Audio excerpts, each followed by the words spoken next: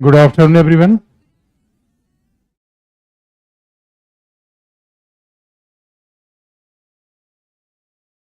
किसी बच्चे ने बड़े सारे सवाल पूछ रखे हैं।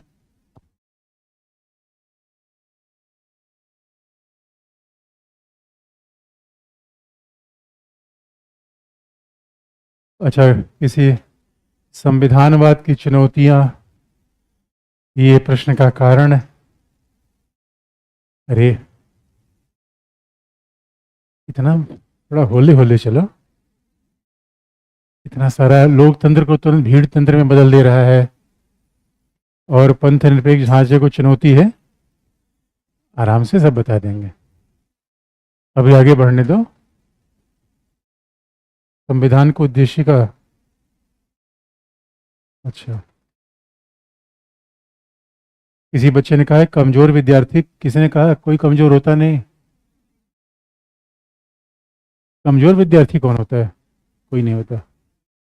लेकिन कल मैंने आपको बता दिया प्रस्तावना। तो जगबीर सिंह की मुलाकात किससे हुई थी? लेसिंग सिंह से। दोनों एफिल टावर के नीचे मिले थे। E for equality. और जब दोनों मिले तो दोनों के बीच क्या हुआ? फ्रेटर्निटी। लेकिन जो बात लिखने की है लिख लीजिए पहला।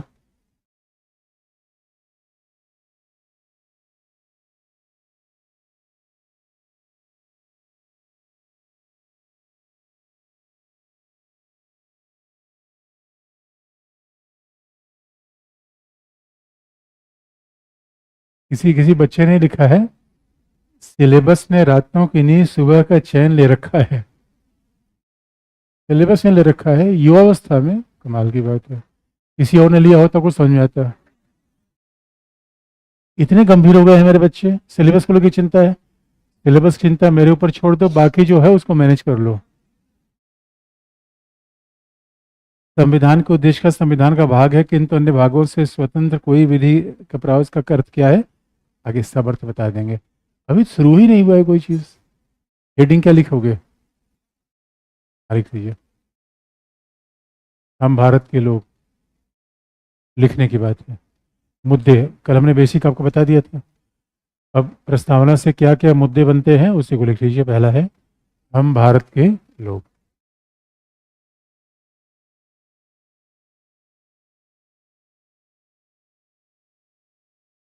पहला पॉइंट।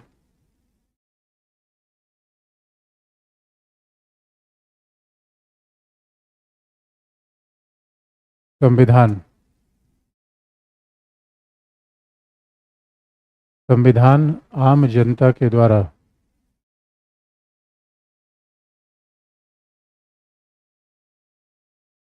संविधान आम जनता के द्वारा अथवा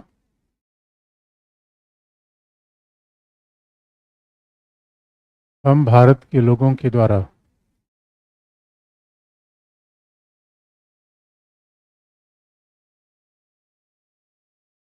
हम भारत के लोगों के द्वारा निर्मित किया गया।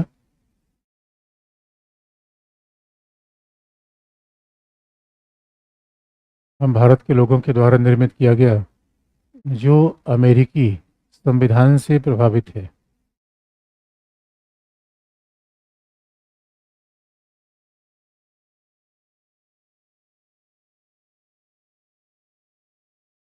जो अमेरिकी संविधान से प्रभावित है।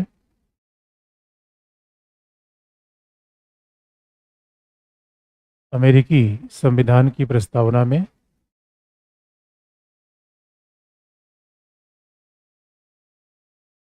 अमेरिकी संविधान की प्रस्तावना में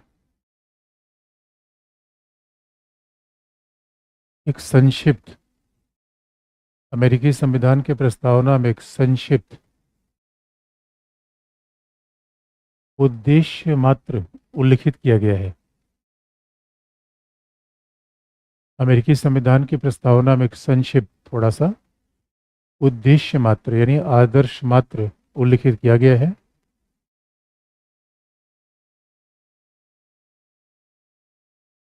जिसके अनुसार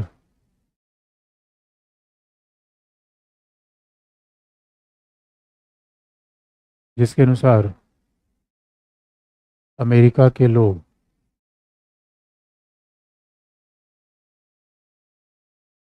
जिसके अनुसार अमेरिका के लोग एक ऐसे यूनियन की स्थापना करेंगे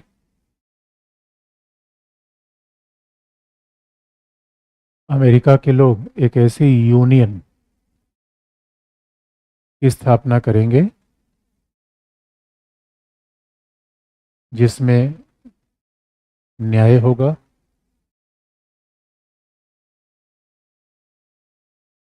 जिसमें न्याय होगा, सभी के लिए स्वतंत्रता होगी, जिसमें न्याय होगा, सभी के लिए स्वतंत्रता होगी और संपन्नता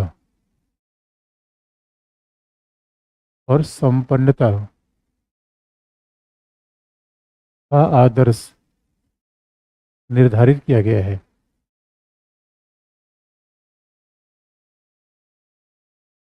संपन्नता का आदर्श निर्धारित किया गया है। यानी अमेरिकी संविधान की प्रस्तावना 3 लाइन की है। अमेरिका का पूरा संविधान ही 7 आर्टिकल का है।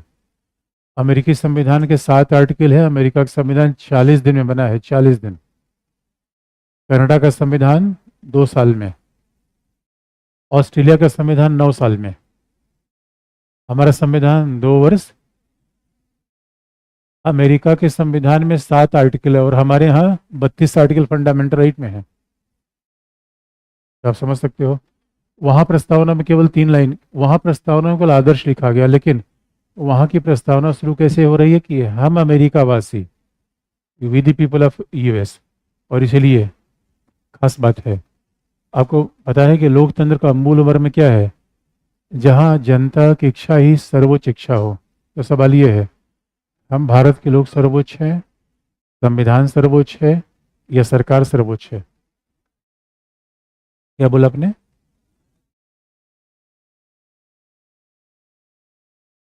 सरकार सर्वोच्च है। अब देखिए, हर कॉन्सेप्ट से एक पीटी का सवाल बन जाता है और आईएएस में खास तौर पर रटने वाला सवाल न के बराबर होता है। बेसिक सी बात है कि संकल्पना आएगी, जबकि हम भारत के लोगों ने संविधान बनाया, इसलिए याद रखिए, संविधान ने हमें बनाया या हमने संविधान बनाया?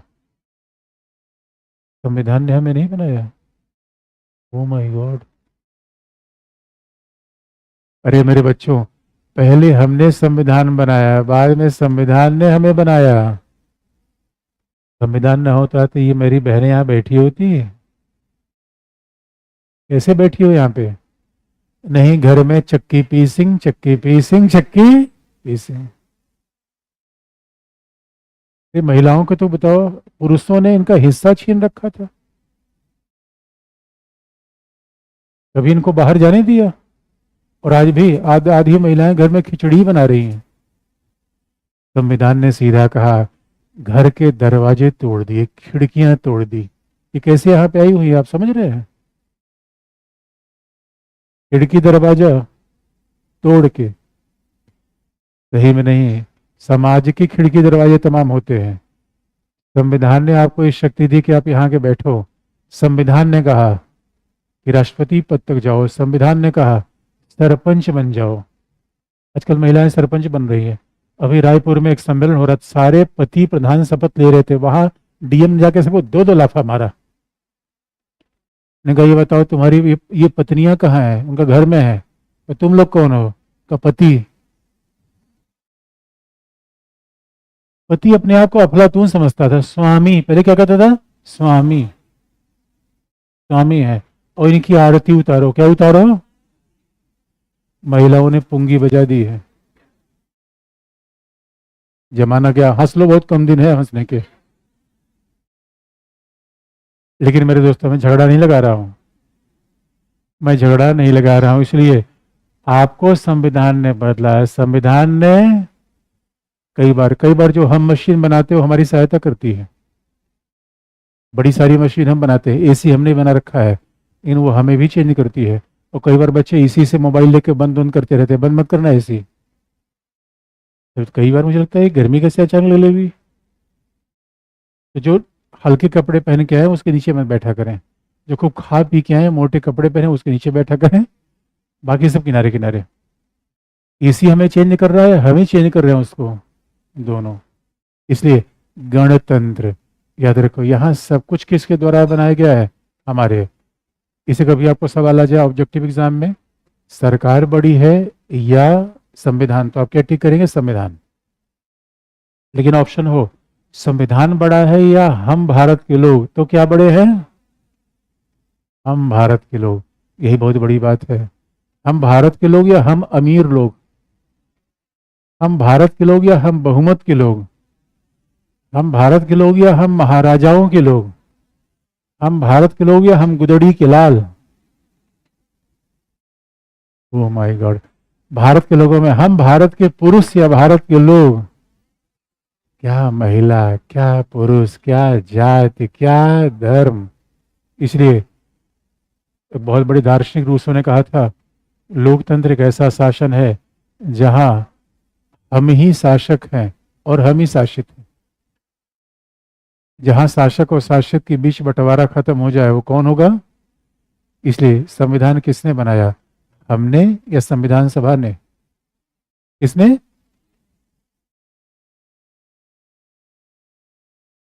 किसने बनाया?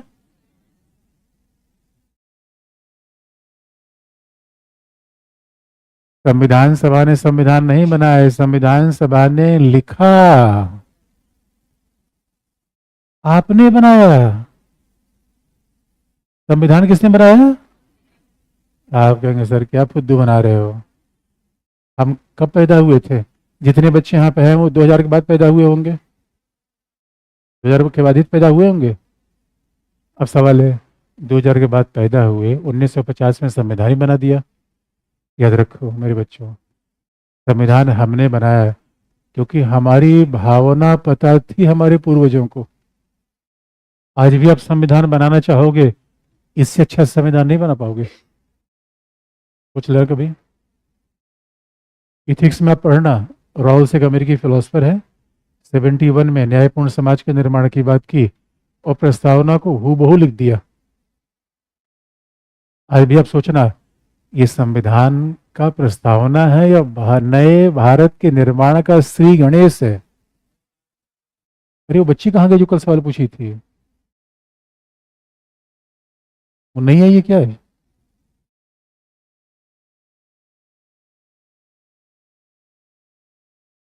अच्छा मैंने इस क्या, अच्छा नहीं तब तो ठीक है। मैंने इससे पूछा, मैंने कहा कल सवाल और खूब बता रही है, कहाँ गायब हो गई? अच्छा सवाल ये है, मैं कहाँ बता रहा था आपको, कहाँ पे? हाँ, आपको पता है जब भी हम कोई शुरुआत करते हैं अंताक्षरी का, तो क्या करते हैं? श्री गणेश, बिस्मिल्लाह रहमान रहीम करते हैं। वैसे हम संविधान का क्या शुरू कर, संविधान का रोजा खोलने जा रहे हैं। क्या करने जा रहे हैं? और रोजा कहाँ से खुलेगा? प्रस्तावना से। प्रियम्बल है मेरे बच्चों। इसलिए आप याद रखना, विचार कभी पुराने नहीं होते। अच्छा बताओ, सत्य, यही सत्य लिखा होता है, सत्य में वो जयते, सत्य जीतेगा, यही विचार हम भी मानते हैं। ये विचार 5000 साल पहले माना जाता रहा है। Honesty is the best policy, आप ही मानते हो या 5000 साल पहले से माना जा रहा है? जब से मानवता के इतिहास है तब से सिद्धांत माना जाएगा, इसलिए संविधान हमने लिखा। और दूसरी बात है, और अगर आपको यकीन हो कि आपने नहीं लिखा, तो आपके पास एक तरीका है, नई सरकार बना दीजिए। सरकार नहीं बनाई है, संविधान में संशोधन हो जाएगा। आप जो संशोधन करना चाहते हो कर लीजिए। इसलिए भी उच्चतम न्यायालय से पूछा गया था, प्रस्तावना से समाजवाद हटा दें। उच्चतम न्यायालय का बावरापन बंद कर दो आप लोग, ये हटाने उठाने वाली बात मत किया करो।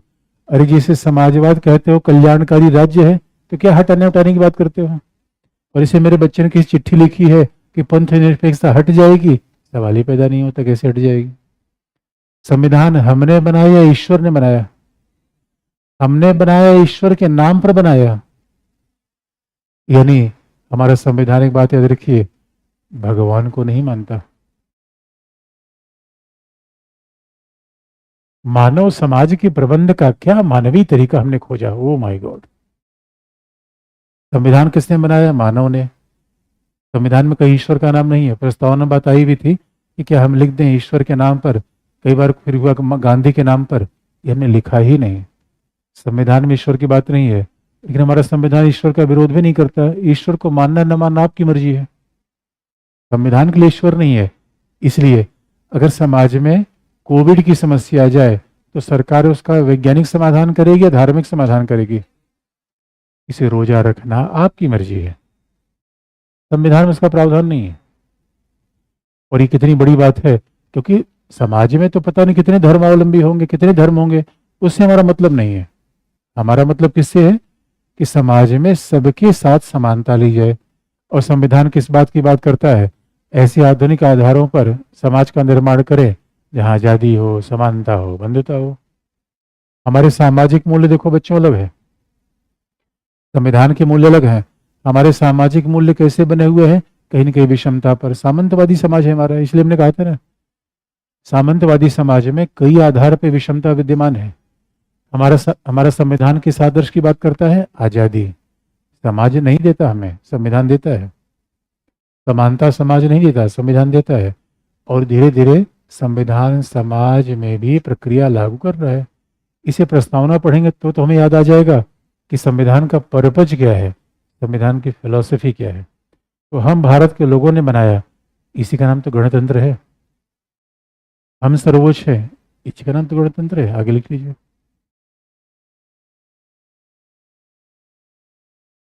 हम भारत के लोगों से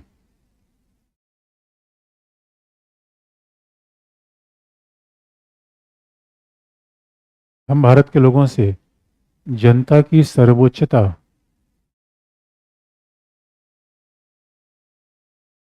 हम भारत के लोगों से जनता की सर्वोच्चता का पता चलता है,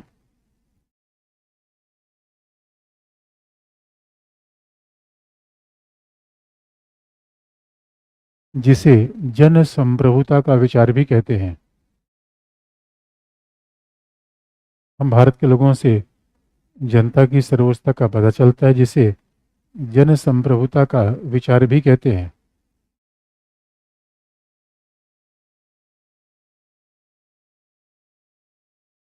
जन संप्रभुता का विचार भी कहते हैं। अगला पॉइंट,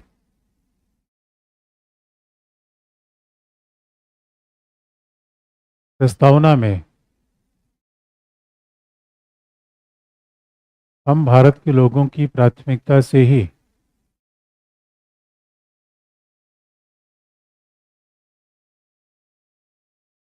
प्रस्तावना में हम भारत के लोगों की प्राथमिकता से ही गणतांत्रिक शासन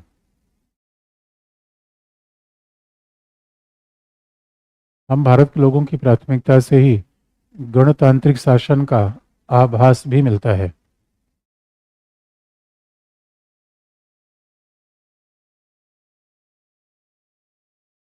गणतांत्रिक शासन का आभास भी प्राप्त होता है, लेकिन गणतांत्रिक शासन का आभास भी प्राप्त होता है, लेकिन इसका यह अर्थ न माना जाए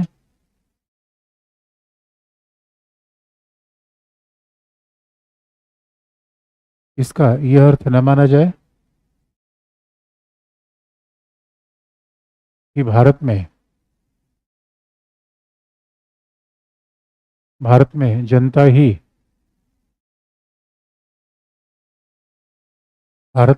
ही सरकार के संचालन की शक्ति का स्रोत है।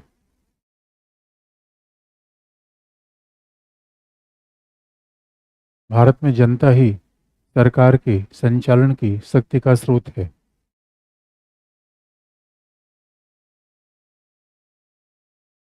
भारत में जनता ही सरकार के संचालन की शक्ति का स्रोत है। अब इसका सिंपल सा मतलब आपको बता दें। ये जो लाइन हमने लिखी, अब ये थोड़ा सा हम डिबेट में इन्वॉल्व होंगे, क्योंकि अब जब हमने ये कह दिया कि हम भारत के लोग का मतलब हम सर्वोच्च हैं, हम भारत के लोग का मतलब जनता सर्वोच्च है, जनता संप्रभु है। संप्रभुता को ही सर्वोच्च शक्ति रूप में जानते हैं। यानी हमारे यहाँ सरकार सर्वोच्च है, जहाँ जनता सर्वोच्च हो जाए वो गणतंत्र, और जहाँ सरकार सर्वोच्च हो जाए वो राजतंत्र। ये तो मूल फासला है। इसलिए लोकतंत्र की कहानी है जनता ही जनार्दन है, जनता की इच्छा ईश्वर की इच्छा है, ऐसा लोकतंत्र का मूल मर्म है। तो आप कहेंगे लोकतंत्र गणतंत्र एक ही है, थोड़ा फर्क है भी, आपको बता देंगे, लेकिन अब एक समस्या हो जाती है। अगर प्रस्तावना कह दिया जनता सर्वोच्च है, इसका मतलब ये होता है कि संसद में कोई विधि बनेगी और वो लागू तब होगी जब हमसे पूछा जाए, सर्वोच्च तो हम है। अभी आपने देखा होगा वक्फ बोर्ड बिल के मामले में संसद में बहस चल रही है, महिलाओं को आरक्षण देने की बात आई, किसी विधेयक के निर्माण से पहले आपसे पूछा गया? ओ माय गॉड, आपसे नहीं पूछा गया, मुझसे भी नहीं पूछा गया। हमारा अपमान नहीं सहेगा हिंदुस्तान। आपका अपमान हुआ कि नहीं हुआ? बताओ, अभी हमने कहा सर्वोच्च है, सर्वोच्च है, सर्वोच्च है। अच्छा, रेखा दीदी ने कुछ आपसे पूछा? बजट बनाने जा रही है, मुझसे भी नहीं पूछा। किस बात की सर्वोच्चता? ओ माय गॉड, किसकी 26 जनवरी, किसका 15 अगस्त, नेता मस्त तो जनता पस्त। यार ये बताओ, मैं आपको झूठ मूठ बात तो नहीं बताया जा रहा हूँ, जनता सर्वोच्च है, जनता सर्वोच्च है, हमसे पूछा ही नहीं जा रहा। और 5 साल में एक बार कहते बटन दबा दो, और बटन दबाए कहीं और परिणाम कहीं और आ जाता है।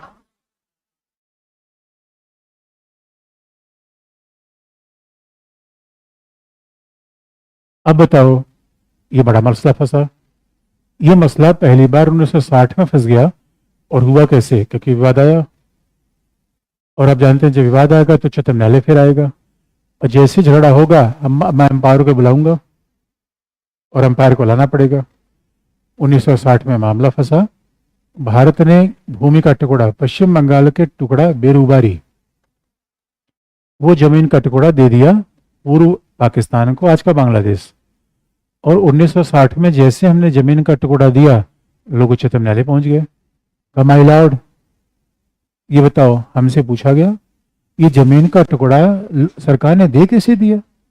अरे हम यहाँ बैठे हुए हैं, आम जनता बैठी हुई है। उच्चतम न्यायालय ने कहा अरे भाई आपसे कैसे पूछा जाएगा? बस माई लॉर्ड, संप्रभुता के प्रस्तावना में क्या लिखा गया? हम भारत के लोग, सर्वोच्च कौन है? उच्चतम न्यायालय ने इसका समाधान किया। उच्चतम न्यायालय ने कहा देखो भावनात्मक मत हुई है, अब हर मामले में 140 करोड़ महान भारतीयों से पूछा जाएगा, तो जरा सोच के देख लो, हम पूछने में 3-4 साल लगा देंगे। और दुनिया इतनी तेजी से बदल रही है। और बड़ी व्यवहारिक बात होगी, याद रखिए मेरे बच्चों, हम स्विट्जरलैंड नहीं है। स्विट्जरलैंड की कुल मिला के जनसंख्या 80 लाख है। 80 लाख में 22 प्रांत वहां पे हैं। 80 लाख में 22 प्रांत, सुन रहे हैं आप ध्यान से? एक राज्य में कितने लोग, कितनी जनसंख्या? 2-2.5 लाख। गांव में 2-3 हजार जनसंख्या है। तो स्विट्जरलैंड का शासन चलता है तो वहां कुछ भी कानून बनता है जनता के सामने ला दिया जाता है, जनता हाथ उठाती है, पसंद नहीं है, खत्म। और जनता इतनी ईमानदार वहां पे है, इतने ऊंचे नैतिक आदर्श हैं। आप याद रखो, जनता को पहले समाज, वहां नागरिकता देने से पहले गांव में जाया जाएगा, पूछा जाएगा हम यहाँ इन लोगों को बसाना चाहते हैं, आपको मंजूर का? ना मंजूर, खत्म। वहां कानून का फैसला न्यायालय नहीं करता है, जनता करती है। हमारे यहाँ पता चला किसको बसाना है, गृह मंत्रालय फैसला लेगा, गृह मंत्रालय तय करेगा सब में कौन बसेगा, स्विट्जरलैंड में नहीं।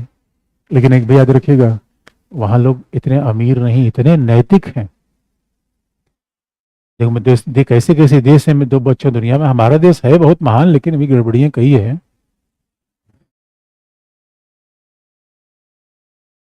स्विट्जरलैंड वगैरह में जब बर्थडे बच्चों का होता है, अमीर बच्चों का बर्थडे होता है, अच्छा वहाँ अमीर का मतलब उसका पास हेलीकॉप्टर है, गरीब का मतलब उसका पास छोटी कार है। वहाँ गरीब का ऐसा मतलब जो कोई ऐसे नंगा धड़ंग बैठा हुआ है बिना घर के, बिना ऐसे लेटा हुआ सड़क पे, वैसा कोई गरीब नहीं है भाई। मेरी गरीबी तो सापेक्षिक होती है, वहाँ गरीब का मतलब उसके पास छोटी कार है। तो छोटी कार का मतलब स्कोडा, वो गरीब आदमी है। तो जो अमीर बच्चे हैं बर्थडे मनाते हैं तो अपने बाकायदा वो खिलौने लाके चौराहे पे खोस जाते हैं। गरीब बच्चा आता है, एक खिलौना निकाल के ले जाएगा। और सफाई वगैरह कितने ध्यान रखते हैं। अगर किसी भी बच्चे को दिख गया है कहीं कूड़ा कटकर है, तुरंत अपने बैग, वो एक बैग लेके चलता है कूड़ा बटोरने के लिए। नागरिक का कर्तव्य है। अब हमारे यहाँ एक तो इतनी जनसंख्या, और स्विट्जरलैंड की पर कैपिटा इनकम 60,000 डॉलर है। वहां बेरोजगारी भत्ता 2.5 लाख रुपए महीने मिलता है। ये भी ध्यान रखने की बात है। आप कहेंगे काश सर वहीं बसा देते। 2.5 लाख रुपए बेरोजगारी भत्ता है, और इतना पैसा कमाने वाला देश है, पूछो मत। स्विट्जरलैंड ऐसा ईमानदार देश है, दुनिया के सबसे भ्रष्ट लोग उसी पर भरोसा करते हैं, पैसे जमा करते हैं वहीं ले जाके स्विस बैंक में। तो मेरे बच्चों, हम स्विट्जरलैंड जैसे नहीं हैं। हम हर बात में आम जनता से नहीं पूछ सकते। यहाँ गणतंत्र का ये मतलब माना जाए कि 5 साल में जो सरकार का चयन आप कर दे रहे हैं, सरकार को शक्ति संसद से मिलेगी, आम जनता से नहीं। आम जनता सर्वोच्च है, इस बारे में कोई दो राय नहीं है। लेकिन अगर आप ये कहेंगे कि हर बारे में आम जनता से पूछो, नहीं पूछ पाएंगे। और रेखा दीदी को बजट अभी लाना है, और पूरे दिल्ली वासियों से पूछें, दिल्ली में ही 3 करोड़ लोग आ गए हैं। अब 3 करोड़ में पूछा जाएगा, फिर तो हम 2-3 साल बाद बजट बनाएंगे, और 2-3 साल बाद सरकार के जाने का समय आ जाएगा। इसे न्यायपालिका ने इस मामले को हल किया कि ना, ये मत कहो कि जनता सर्वोच्च है, हमने माना जनता सर्वोच्च है इसलिए तो आप सरकार का चुनाव करते हैं। सरकार का निर्वाचन हो गया तो बाकी शक्तियां अब संसद से आएंगी। विधि का निर्माण संसद करेगी या जनता? पॉलिसी का निर्माण जनता करेगी या कार्यपालिका? इतनी शक्ति दीजिए। ये मामला सेटल हुआ, ये मामला यहां जाके सेटल हुआ, कैसे आप लिख लीजिए।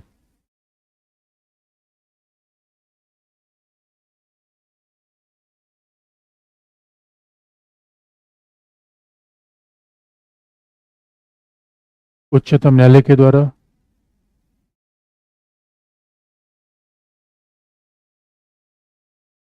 बेरू बारी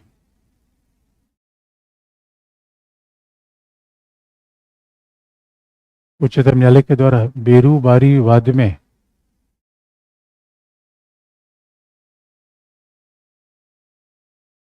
बेरूबारी वाद में यह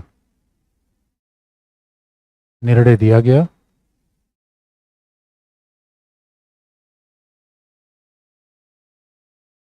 कि आम जनता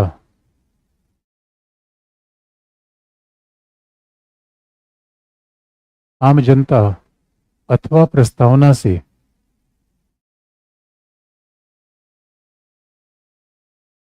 आम जनता अथवा प्रस्तावना से सरकार अथवा संसद के लिए कोई शक्ति प्राप्त नहीं होती। सरकार अथवा संसद के लिए कोई शक्ति प्राप्त नहीं होती।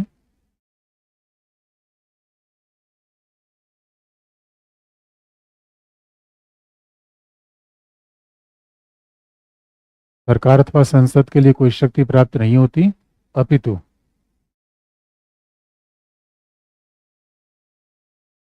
अपितु आम जनता को अपितु आम जनता को संसद के निर्वाचन की शक्ति दी गई है।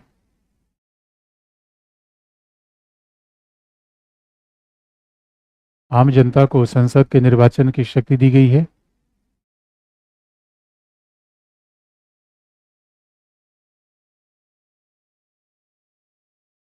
अतः किसी विधि के निर्माण अतः किसी विधि के निर्माण अथवा नीति निर्माण के लिए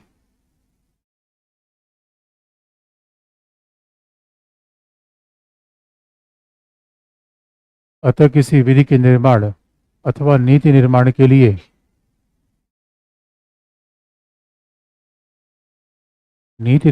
लिए आम जनता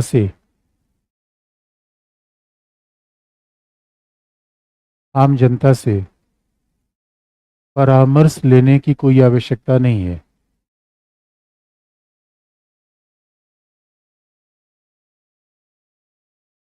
आम जनता से परामर्श लेने की कोई आवश्यकता नहीं है, क्योंकि हम भारत के लोग क्योंकि हम भारत के लोगों से संसद या कार्यपालिका को कोई शक्ति प्राप्त नहीं होती।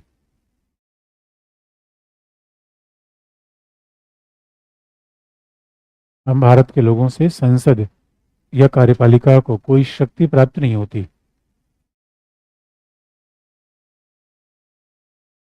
अंतिम पॉइंट है, अगला पॉइंट है।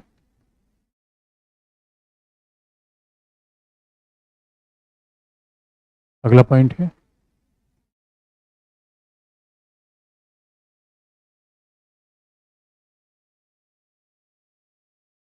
यह प्रश्न उत्पन्न होना स्वाभाविक है।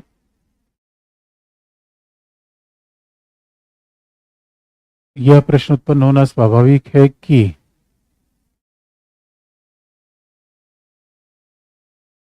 संविधान का निर्माण, यह प्रश्न उत्पन्न होना स्वाभाविक है कि संविधान का निर्माण वाकई आम जनता ने किया है।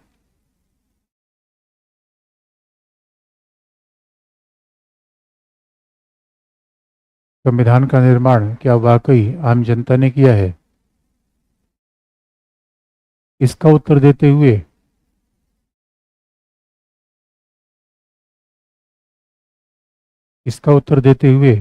संविधान सभा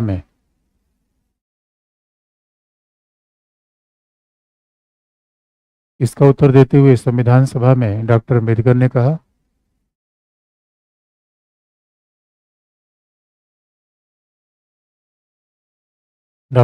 ने कहा, कि जो भी लोग संविधान से असंतुष्ट हैं, इसका उत्तर देते हुए डॉक्टर अम्बेडकर ने कहा कि जो भी लोग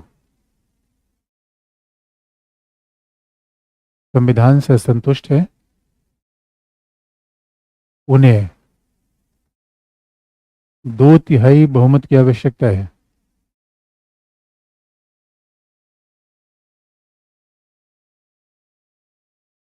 उन्हें 2/3 बहुमत की आवश्यकता है और अनुच्छेद 368 368 अनुच्छेद 368 और 368 के अनुसार संविधान में कभी भी परिवर्तन किया जा सकता है।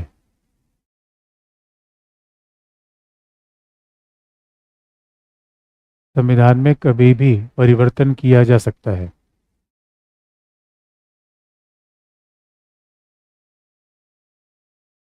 संविधान में कभी भी परिवर्तन किया जा सकता है। तो डॉक्टर अम्बेडकर ने इसका सबसे अच्छा जवाब दिया था। 368 के बारे में आगे चल के हम बताएंगे आपको, सारे आर्टिकल तो पढ़ना ही है हमें। तो इसका मतलब है डॉक्टर अम्बेडकर ने कहा कि हम लोगों ने संविधान का निर्माण किया है, ये बात प्रमाणित होती है क्योंकि हम लोगों को अधिकार है कि अपनी सरकार का चयन कर दे और सरकार के द्वारा अपनी इच्छानुसार संविधान का संशोधन किया जा सकता है। इसलिए संविधान हम लोगों के द्वारा लिखा गया। क्योंकि आप याद रखिए, इस बात पे सब लोग आपत्ति करते हैं, जैसे ये स्वाभाविक सी बात है, जब आप किसी सरकार का चयन करते हैं हो सकता है उस सरकार के काफी लोग खिलाफ वोट किए हों, इसके बावजूद वो सरकार बनती है। इसका सीधा मतलब है कि कहीं न कहीं निर्णय में हम बहुमत का सहारा लेते हैं, वोटिंग का तरीका अपनाते हैं। और आप याद रखिएगा, संविधान निर्माण और शासन के निर्माण में परफेक्ट विकल्प हमारे पास नहीं आता। अब देखिए, परफेक्ट विकल्प तो यही था कि हर बारे में हमसे पूछा जाता, लेकिन जनसंख्या भी देखिए, अगर हम नॉर्वे होते, फिनलैंड होते, शायद ये होता, स्विट्जरलैंड हो तो भी होता। अब इतनी बड़ी जनसंख्या में लोग, देखिए हम आपको बता दें, आगे चल के हम बार बार याद दिलाएंगे। अब जब आप न्यूज़पेपर पढ़ते हैं, मीडिया देखते हैं, तो आपके विचार थोड़े खराब होते हैं। खराब क्यों होते हैं?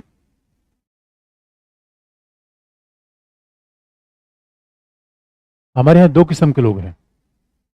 एक तो ये मानते हैं कि 75 सालों में राम राज्य आ गया, रोमांटिक हो जाते हैं, जो केवल हमारी उपलब्धियों को ही देखते हैं। दूसरा ऐसे नकारात्मक लोग हैं जो कहते हैं अरे कुछ हुआ ही नहीं, उनके लिए देश में कुछ भी नहीं हो रहा है, सब कुछ खराब ही चल रहा है, खराबी देश में नहीं उनमें है। याद रखिएगा, दोनों अतिवादी विचार हैं। इसे हकीकत यह है, हमारी तमाम उपलब्धियां हैं, खामियां भी हैं। जब आप इस संदर्भ में देखें, कई बार हमें पता नहीं कितनी खामियां दिख जाती हैं। मेरे बच्चों, बस एक ही बात मैं आपको बता दूं, ज्वाइंट फैमिली होती है तो बर्तन खटकते हैं, याद रखना। हाँ ठीक है, अकेले रहो, कोई लफड़ा नहीं, और लफड़ा कैसे नहीं होगा, रास्ते में तो कोई ना कोई लफड़ा करने वाला मिलेगा। लफड़ा ना हो ऐसा हो नहीं सकता।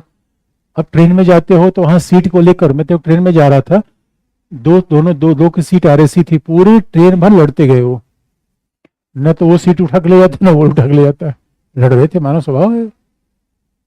इसलिए मेरे बच्चों, इस धरती पर, वजीराबाद पे नहीं है, भारत में, इस धरती पर इतना बड़ा लोकतांत्रिक शासन चला लेना भारत के अलावा कहीं हो नहीं रहा है।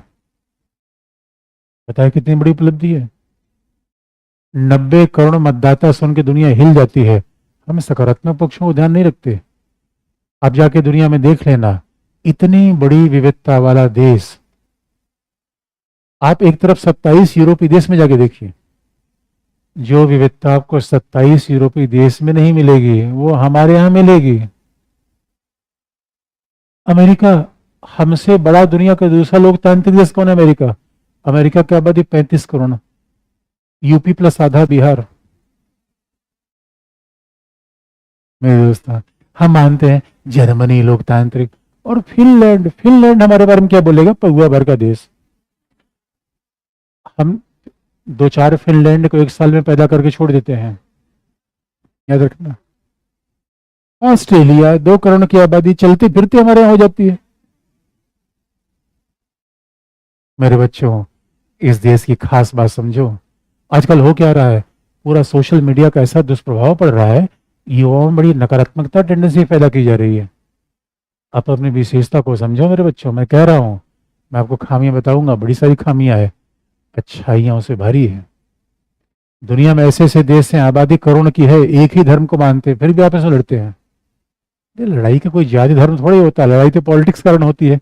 तो भारत में लड़ाई नहीं होगी, राम राज्य हो जाएगा, ऐसा तो हम भी सोच भी रहे थे, होगा थोड़े, थोड़ी थोड़ी लड़ाइयाँ, खट्टा मीठा, थोड़ा प्यार, थोड़ा तकरार, चलता रहेगा ना। अब रोमांटिक हो जा रहे हो, झगड़ा कैसे होगा, झगड़ा कैसे होगा, अरे होने दो झगड़ा, फिर वो भी हल होगा। याद रखना मेरे बच्चे, यूई के प्रिंस को बुलाया था हमने 26 जनवरी कार्यक्रम में, अभी अभी अब की बार नहीं, पहले। पता है, यूई जैसे छोटे से देश में इसकी आबादी 80 लाख है, वहां सहिष्णुता मंत्रालय है। ये ऐसा देश है जहां दुनिया का ऐसा कोई धर्मावलंबी नहीं जो ना पाया जाता हो। ये सही जाता है भारत की जनता को, जनगण को, स्वभाव से हम टॉलरेंट हैं, हमारा स्वभाव ही टॉलरेंस का है। अब इस समय उसका नुकसान थोड़ा सोशल सोशल मीडिया में ऐसे नहीं देखते हैं, तो ऐसा लगता है दुनिया में ये पता नहीं फर्जी न्यूज है कहाँ, वो ऐसा उसको बढ़ा चढ़ा कर प्रस्तुत करके दुनिया गिरी जा रही है। ऐसा है नहीं मेरे बच्चों, ये धरती चांद से बेहतर नजर आती है हमें। समझ में आया? नहीं आया तो कोई बात नहीं है। इसलिए एक खास बात है, ऊपर वाले चांद की तलाश मत करो। अब यही बात है मेरे बच्चों, इसलिए अब याद रखना, अगर युवाओं में कोई नकारात्मक विचार भर दे रहा है तो बड़ी गड़बड़ी की बात है। और आज जब जब आप मीडिया को देखते हो तो बात एक पक्षी लगती है, लोग अपने पसंद की चीज देखते हैं, दूसरे की तरफ भी कभी कभी देख लिया करो। अपने ही पसंद की दुनिया देख रहे हो, एक तरफा विचार हो गया, क्रिटिकल विचार आया नहीं, कभी मन में ये सवाल नहीं आया कि यार गलत बोल रहा है। ऐसा नहीं हो सकता, इसका विपक्षी विचार भी है, जो मिला हमने आप्त बचन की तरह सुन लिया। ऐसा नहीं है मेरे बच्चों, बड़ी अच्छाइयाँ है। लेकिन अब आगे बढ़े लिखने वाली बात। अब देखिए, प्रस्तावना में हम भारत के लोग की बात आ गई, पहला। दूसरा, अभी क्या लिखा है? संप्रभु। संप्रभु का मतलब तो मैंने बता ही दिया आपको, पहले बता दिखा था। उसके बाद क्या है? समाजवादी। अच्छा, निदेशक तत्व आएंगे, समाजवाद की बात बार बार होगी, निदेशक तत्व आएंगे। और आपको बता दें कि हमारे यहाँ धार्मिक अधिकार, फंडामेंटल राइट है, उसमें पंथ निरपेक्षता की बात होती है। थोड़ी सी बातें हम बता दूं, बाकी बाकी बता देंगे। मैं पंथ निरपेक्षता और समाजवाद की थोड़ी सी बात मैं आपको बता दूं।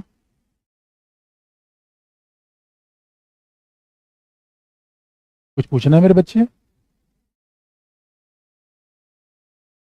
क्या हुआ? कुछ पूछ रहे नहीं? अच्छा, अब देखिए, उदारवाद का मतलब आपको स्पष्ट हो गया? उदारवाद का मतलब बता दिया था मैंने। आपको उदारवाद ज्यादा अच्छा लगता है, समाजवाद? क्या? ओ माय गॉड, समाजवाद किसे अच्छा लगता है? या आप कहोगे समाजवाद का मतलब ही नहीं सर पता, क्या हो सर बताओ, समाजवाद अच्छा लगता है? किसे समाजवाद अच्छा लगता है? किसे लगता है? अच्छा बच्चे उस हाथ नहीं उठाते कि बिला वजह हमारी सवाल पूछ लेंगे ये तो मेरे बच्चों। अच्छा बताओ, समाजवाद और उदारवाद, यहाँ कौन सा बच्चा है जिसके जिसके घर में 5-6 भैंस है?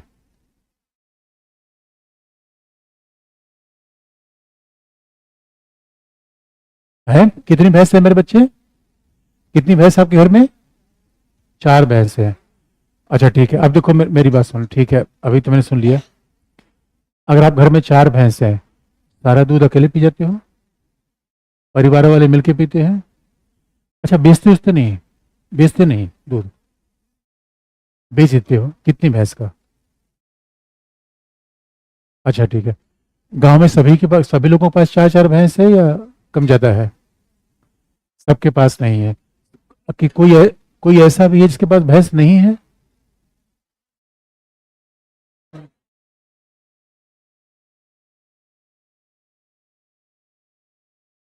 Oh my God. मेरे बच्चों, आपको क्या समझ में आया? इस बच्चे में पूंजीवाद की महक आ रही है, समाजवाद की?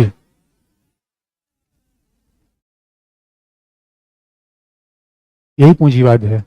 मेरे बच्चों के 4 भैंस आप रख रहे हो और एक भैंस का दूध खुद खाया और बाकी 3 भैंस का दूध प्रॉफिट के लिए बेच दिया। यह है पूंजीवाद। पूंजीवाद मानता है कि हमें अपना प्रॉफिट करना चाहिए, क्योंकि ये तर्क ये यही देगा कि भाई 4 भैंस खिला भी तो हम भी रहे हैं, तो जब हम खिला रहे हैं तो मुफ्त में किसी को दूध कैसे दे? जो पैसा देगा दूध ले जाए। ये पूंजीवाद है। समाजवाद क्या है? जिनके पास भैंस नहीं है उनको फ्री। अरे भाई 4 भैंस है, 4 भैंस है मेरे बच्चों। एक भैंस का दूध पी जाओ, 2 का पी जाओ, 3 का पी जाओ। एक का दूध जिनके पास नहीं है उनको फ्री में बांट दो। ये समाजवाद है? आप कहोगे सर ना ना ये तो बड़ा गड़बड़ काम है, कैसे बांट देंगे? याद रखना, जिसको दूध पिला पिला के आगे बढ़ाओगे हो सकता है पता नहीं कहाँ काम दे जाए। जब तुम बूढ़े हो जाओगे तो वही दूध पीने वाला बच्चा तुम्हारी सहायता के लिए आएगा, कहेगा ताऊ आपने दूध पिलाया था मुझे, अब मैं आपकी सहायता करूंगा। इसलिए सीधी सी बात है, समाजवादी विचार क्या मानता है? अगर आपके पास कोई संपत्ति है तो केवल आपकी नहीं, उसमें पूरे समुदाय का योगदान है। पहली बात। पूंजीवाद मानता है नहीं, मेरे पास गाड़ी है, बंगला है, अरे तुम्हारे पास कैसे आ गया? इस समाज के द्वारा आया, तुम्हारे पास आ गया। अच्छा पैदाइशी कौन लाया था बंगला गाड़ी और पूंजी? तो पैदाइशी लाया था क्या? यहीं से बना। सारा उत्पादन सामूहिक होता है, अकेले होता है? खेती सामूहिक, फैक्ट्री सामूहिक। जब उत्पादन सामूहिक होता है, फायदा पूरा समाज ले जाएगा, केवल एक व्यक्ति ले जाएगा? और एक बात याद रखना मेरे बच्चों, समाजवाद में फायदा क्या है? इसलिए मिल बांट के खाओ, थोड़ा संसाधनों को बांटो, परिवार में, पड़ोसियों के साथ। होली पे घर जाना है बच्चों को? होली पे नहीं जाना है? वो माय गॉड, घर वाले नहीं बुला रहे हैं? अरे मैं इसलिए पूछ रहा था, होली पे जाती तुम लोग, कुछ गुजिया उजिया लाती? होली पे कौन कौन जा रहा है? ओ माय गॉड, इन सबके बाकी लोग, बा, मैं सबके हाथ याद रख रहा हूँ। होली से गुजिया उजिया लाओगे, मिल बांट के खाओगे, अकेले कंबल ओढ़ के खाओगे? गुजिया ला के मिल बांट के खाना, इसका नाम क्या है? समाजवाद। और एक खास बात याद रखना मेरे दोस्तों, समाजवाद, समाजवाद कंपटीशन की बात नहीं करता। पूंजीवाद क्या है? कंपटीशन कंपटीशन कंपटीशन, दुनिया निकल जाती है कंपटीशन में। 10th सही बताया जाता है, इस बार नंबर अच्छा ला दो जिंदगी बन जाएगी। 12th में बस ये 2 साल पढ़ लो, घर वाले यही सब कहते हैं। उसके बाद तो यूपीएससी टीचर प्राण प्राण ले लेता है, पढ़ो पढ़ो पढ़ो पढ़ो। उसके बाद पता चला यार जब हम नौकरी में गए वहां भी फुर्सत नहीं है, वहां भी कंपटीशन है प्रमोशन के लिए। कंपटीशन करते करते जीवन ही निकल गया, कहीं प्रेम मोहब्बत हो ही नहीं पाया। मेरे बच्चों, जीवन का मर्म प्रेम है या कंपटीशन? समाजवाद में होगा या पूंजीवाद में? एक बात याद रखना। और ओ माय गॉड, प्रेम का मतलब जब जब मैं कहता हूँ बच्चों को प्रेम है तो उस शर्मा, अरे जब तुम समझ लो तो वो सब मतलब नहीं उसका।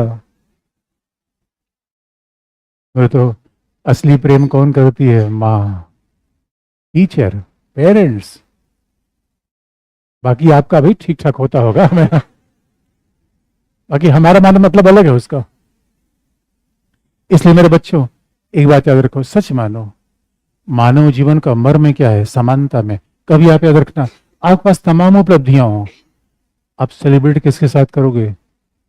आपकी सफलता मिलती है, सेलिब्रेट तो करोगे किसके साथ? कई कई बड़े सफल लोगों को मैंने सुना, हमारा कोई मित्र नहीं है। हमको जीने कोई फायदा नहीं है, मित्र नहीं है, कमाल की बात है। समाज से अलग थलग पड़े हुए हो, कटे पड़े हुए हो, समाज के साथ रहोगे। अपने दोस्तों को जब गुजिया खिला कर रखोगे तो जिस दिन दुखी हो जाए दोस्त पहले आएगा, क्या बहना क्या हुआ है, रो क्यों रही हो? और किसी को एक भी गुजिया नहीं दिया तो रो, वो बग लेके निकल रही। इसलिए मेरे जो भी टिफिन मिले सबके साथ मिल बांट कर खाओ। कौन केवल टिफिन अकेले दबा जाता है? कौन बच्चे जो टिफिन केवल अकेले खाते हैं? इसलिए बात सीधी सी है, जैसे मेरे दोस्तों आपके पास संपत्ति है वैसे राष्ट्र की संपत्ति है जमीन, सबको मिलनी चाहिए, कुछ लोगों को। समाजवाद, एक कोयले है, खान है, सब पर नियंत्रण होना चाहिए, कुछ मुट्ठी भर लोगों का। और एक बात याद रखिए, जो समाज में समानता नहीं आएगी वो समाज में आजादी नहीं आएगी। जिस समाज में सबके पास मकान होगा, घर होगा, एक अच्छा समाज तभी तो बनेगा। तो मुझे पता चला, देख लो मेरे बच्चियां, ये बिना खाए एकदम सूखी पड़ी हुई हैं, देख रहे हो, प्राण निकलने वाला है इनका। तो मुझे तो ऐसा लग रहा है खाना नहीं मिलता तुम लोगों को। ओ माय गॉड, देख रहे हो तुम, विचार बदले हो। इसलिए मेरे बच्चे, ये मेरे बच्चे इतने दुबले पतले क्यों हैं? क्योंकि दूध नहीं मिला। दूध नहीं मिला क्योंकि दूध खरीद नहीं सकते। अपने समाज के तमाम नुकसान के, अगर ये मेरे बच्चे दुबले पतले रह गए तो आगे चल के मेहनत नहीं कर पाएंगे, समाज के लिए उत्पादन नहीं कर पाएंगे। समाज का नुकसान हुआ कि नहीं है? अरे मेरे बच्चों, मुझे भी किसी विश्वविद्यालय ने फ्री में पढ़ाया। मैं उस विश्वविद्यालय का, अगर उस विश्वविद्यालय ने, हमारी जनरेशन में यकीन मानो जितने बच्चे यूनिवर्सिटी में पढ़ते थे, किसी तरीके से महीने का खर्च आते आते 10 अगर पहले 10 दिन में हमारी अर्थव्यवस्था अमेरिका जैसी चलती थी, अगले 10 दिन में पाकिस्तान जैसी, लास्ट के 10 दिन में श्रीलंका जैसी, एकदम गड़बड़ा जाता था मामला। लेकिन ओ माय गॉड, आपको पता है हम लोग विश्वविद्यालय में थे, साल भर की एमए की फीस लगती थी 120 रुपए साल भर की, हॉस्टल की फीस लगती 200 रुपए। ये मेरे बच्चों आपको पता है राज्य मुफ्त में पढ़ाता है, यही समाजवाद है। अरे मुफ्त में, लोग कहते हैं शिक्षा में फ्री बीस ना ना। हाँ, ये बात अलग है कि आप केवल बिलावजा पैसे मत, शिक्षा स्वास्थ्य सभी को फ्री में मिलना चाहिए, सच मानिए, तभी राष्ट्र आगे बढ़ेगा। तभी, यही तो समाजवाद है, शिक्षा फ्री। क्योंकि जिस जनता को आप पढ़ा रहे हो वही जनता आपके लिए मानव संसाधन है। अब आप कहोगे बाजारवाद, तो बाजार क्या करता है? जो हॉस्टल हमें साल भर में यूनिवर्सिटी ने साल भर में पढ़ाया 1000 रुपए लेके, यहाँ तो खोपचे का महीने में 5000 रुपए ले रहा है। समाजवाद है, पूंजीवाद है। ओह माय गॉड, एक बार तो मैं एम्स में गया, ओह माय गॉड, तब मुझे समाजवाद की याद आई। एम्स में गया, उनका लेट जाओ, उनका क्या करोगे? उनका भाई ट्रीटमेंट करेंगे, हमका अच्छा तरीके, हमका पैसा होगा वो नहीं है, राज्य का हॉस्पिटल है फ्री में। और एक बार मैक्स में गया, ओह माय गॉड। इसलिए समाजवाद का मतलब लिख लो मेरे बच्चों, इतनी बड़ी विचारधारा है। इससे बड़ा तो आज तक दुनिया में कोई विचार ही नहीं आया, जिसका नाम क्या है? समाजवाद। इसलिए याद रखना, आपको पता है जब जब भी कोई त्योहार हम अपनाते हैं, हम गरीबों को भी कुछ देते हैं, यही तो समाजवाद है। और तभी उसमें मजा आता है मनाने में। और मैं पता चला अच्छे अच्छे कपड़े पहन के ईद मना रहा हूं, और हमारे वाला बगल वाला व्यक्ति भूख से मर रहा है, अच्छा लगेगा? लिख लो मेरे बच्चे, समाजवाद का मतलब क्या है?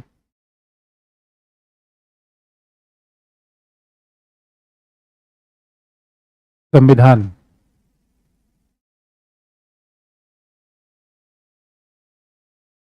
संविधान में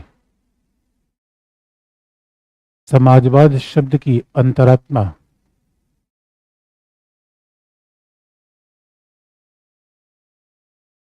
पहले से ही शामिल थी।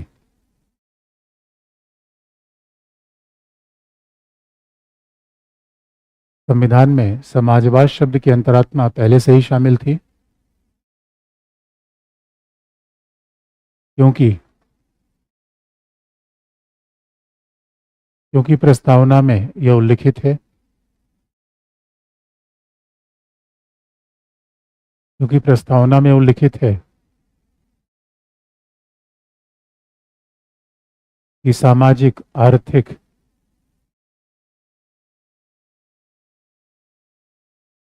क्योंकि प्रस्तावना में उल्लिखित है कि सामाजिक, आर्थिक एवं राजनीतिक,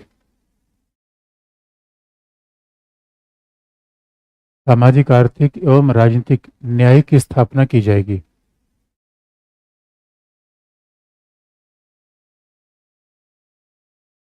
सामाजिक, आर्थिक एवं राजनीतिक न्याय की स्थापना की जाएगी। एक बात याद रखिएगा, शब्दों का हेर फेर मैसेज में बार बार हम उसका यूज करते हैं।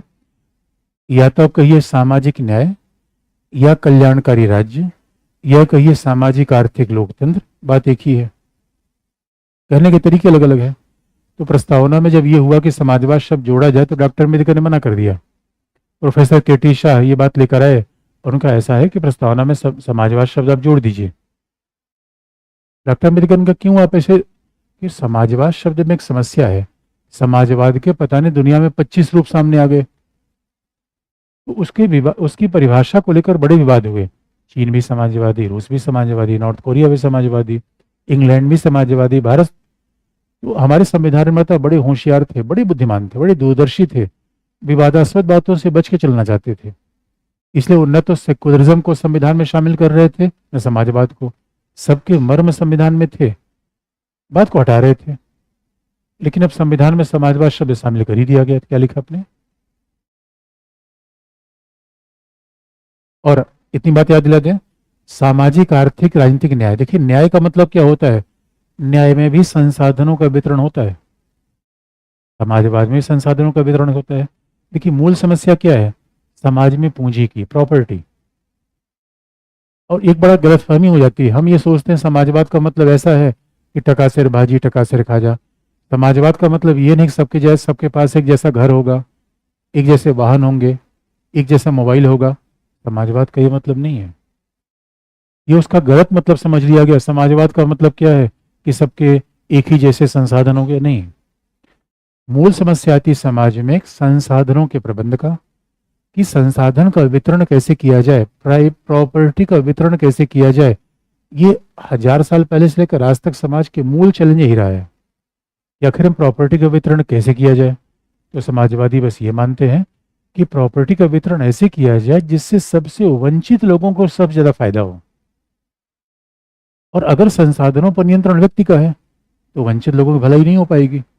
अगर संसाधन पर नियंत्रण समाज का है, समाज के नाम पे राज्य का है, तो वंचित लोगों को फायदा सबसे ज्यादा होगा। तो आप कहोगे सर ये कौन सी बात है, मतलब कमाने वाले को मिलना चाहिए या गरीब आदमी को मिलना चाहिए? तो हकीकत ये है कि हर आदमी को जीवन मूलभूत,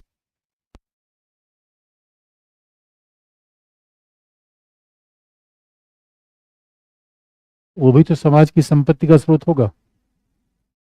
आपने देखा होगा जितने हमारे यहाँ प्रभावशाली लोग हैं, भाई विराट कोहली को बेसिक सुविधाएं मिली होंगी तभी इतना पैसा कमाया। ये समाजवाद का मतलब ये मैं नहीं कर रहा हूँ सबके घर एक जैसे हो जाएं। समाजवाद का केवल ही मतलब है कोई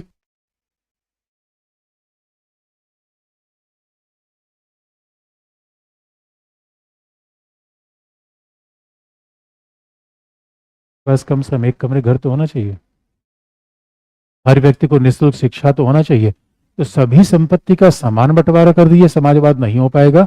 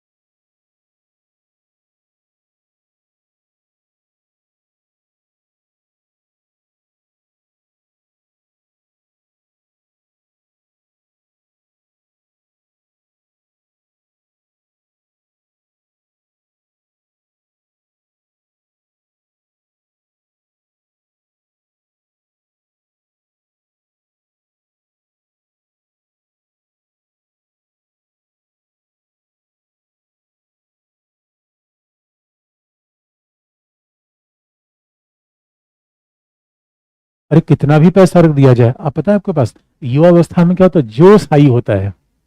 बूढ़े आदमी की जेब में कितना पैसा रख दो, जो सही होगा। अभी मैं किसी को हॉस्पिटल चला रहा था, अपने पैरों पे चल नहीं पा रहे थे। यही समाजवाद की आवश्यकता होती है। ये मानव जीवन है मेरे बच्चों, पैदा हुए गरीब से, भाई बच्चा गरीब ही तो होता है, जो दूसरे पर निर्भर हो गरीब है। बूढ़े हुए, इसलिए पूंजीवाद केवल जवानी में दिखता है, समाजवाद बड़ा है पूंजीवाद। इसलिए मेरे दोस्तों, समाजवादी क्या करते थे, पेंशन देते थे। भाई युवावस्था में अगर आपने समाज की सेवा की, तो वृद्धावस्था में समाज आपका देखभाल करे, दोनों एक दूसरे के बराबर है। इसलिए अगर कोई हमारा बेरोजगार बच्चा रह गया, उसको कम से कम 50,000 रुपये महीने तो मिलना ही चाहिए। सरकार ऐसा प्रावधान कर रही है, यकीन विदेशों में ऐसा हो रहा है, ऐसा है। ये आप लोगों के लिए होगा। लिख लो मेरे बच्चे, क्या लिखा आपने। हाँ, अगला पॉइंट, समाजवाद।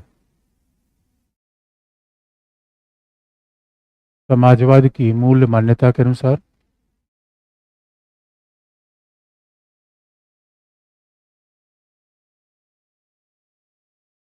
समाज के समाजवाद की मूल मान्यता के अनुसार समाज के भौतिक और आर्थिक संसाधनों पर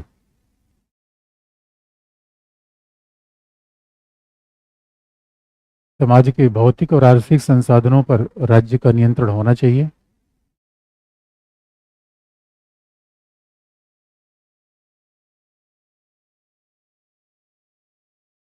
भौतिक और आर्थिक संसाधनों पर राज्य का नियंत्रण होना चाहिए, जिससे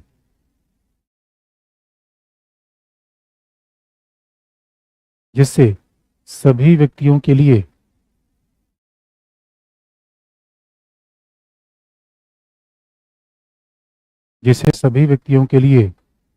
जीवन में शिक्षा, स्वास्थ्य,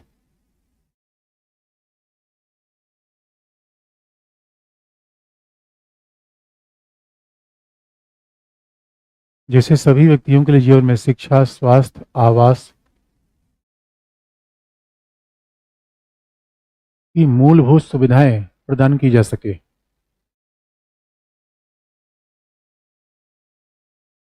शिक्षा, स्वास्थ्य, आवास की मूलभूत सुविधाएं प्रदान की जा सके।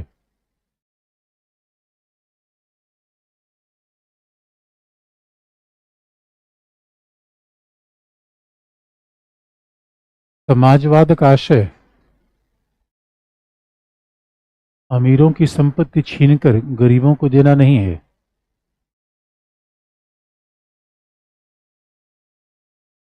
समाजवाद का आशय अमीरों की संपत्ति छीनकर गरीबों को देना नहीं है।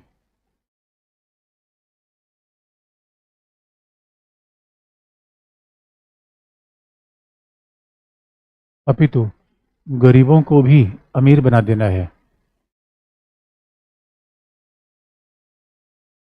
समाजवाद का आशय अमीरों की संपत्ति को छीनकर गरीबों को देना नहीं है, अपितु गरीबों को भी अमीर बना देना है।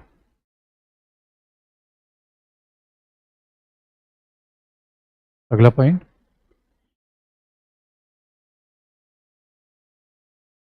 वर्ष 1991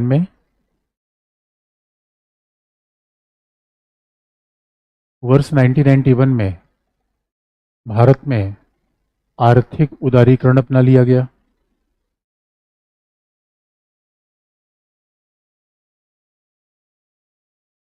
वर्ष 1991 में भारत में आर्थिक उदारीकरण अपना लिया गया।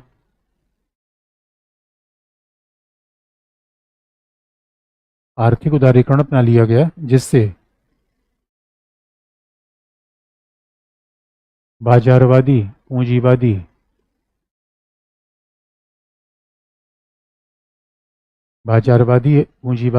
आर्थिक प्रणाली, जिससे बाजारवादी पूंजीवादी आर्थिक प्रणाली का प्रभाव बढ़ने लगा।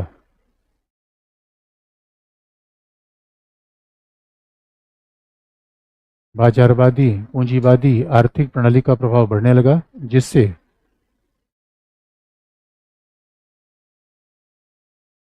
जिससे यह प्रश्न स्वाभाविक रूप में उठने लगा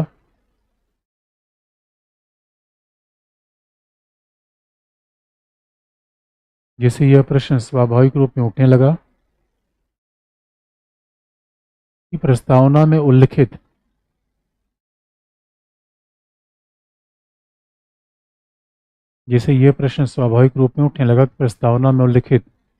समाजवाद शब्द अप्रासंगिक हो गया है।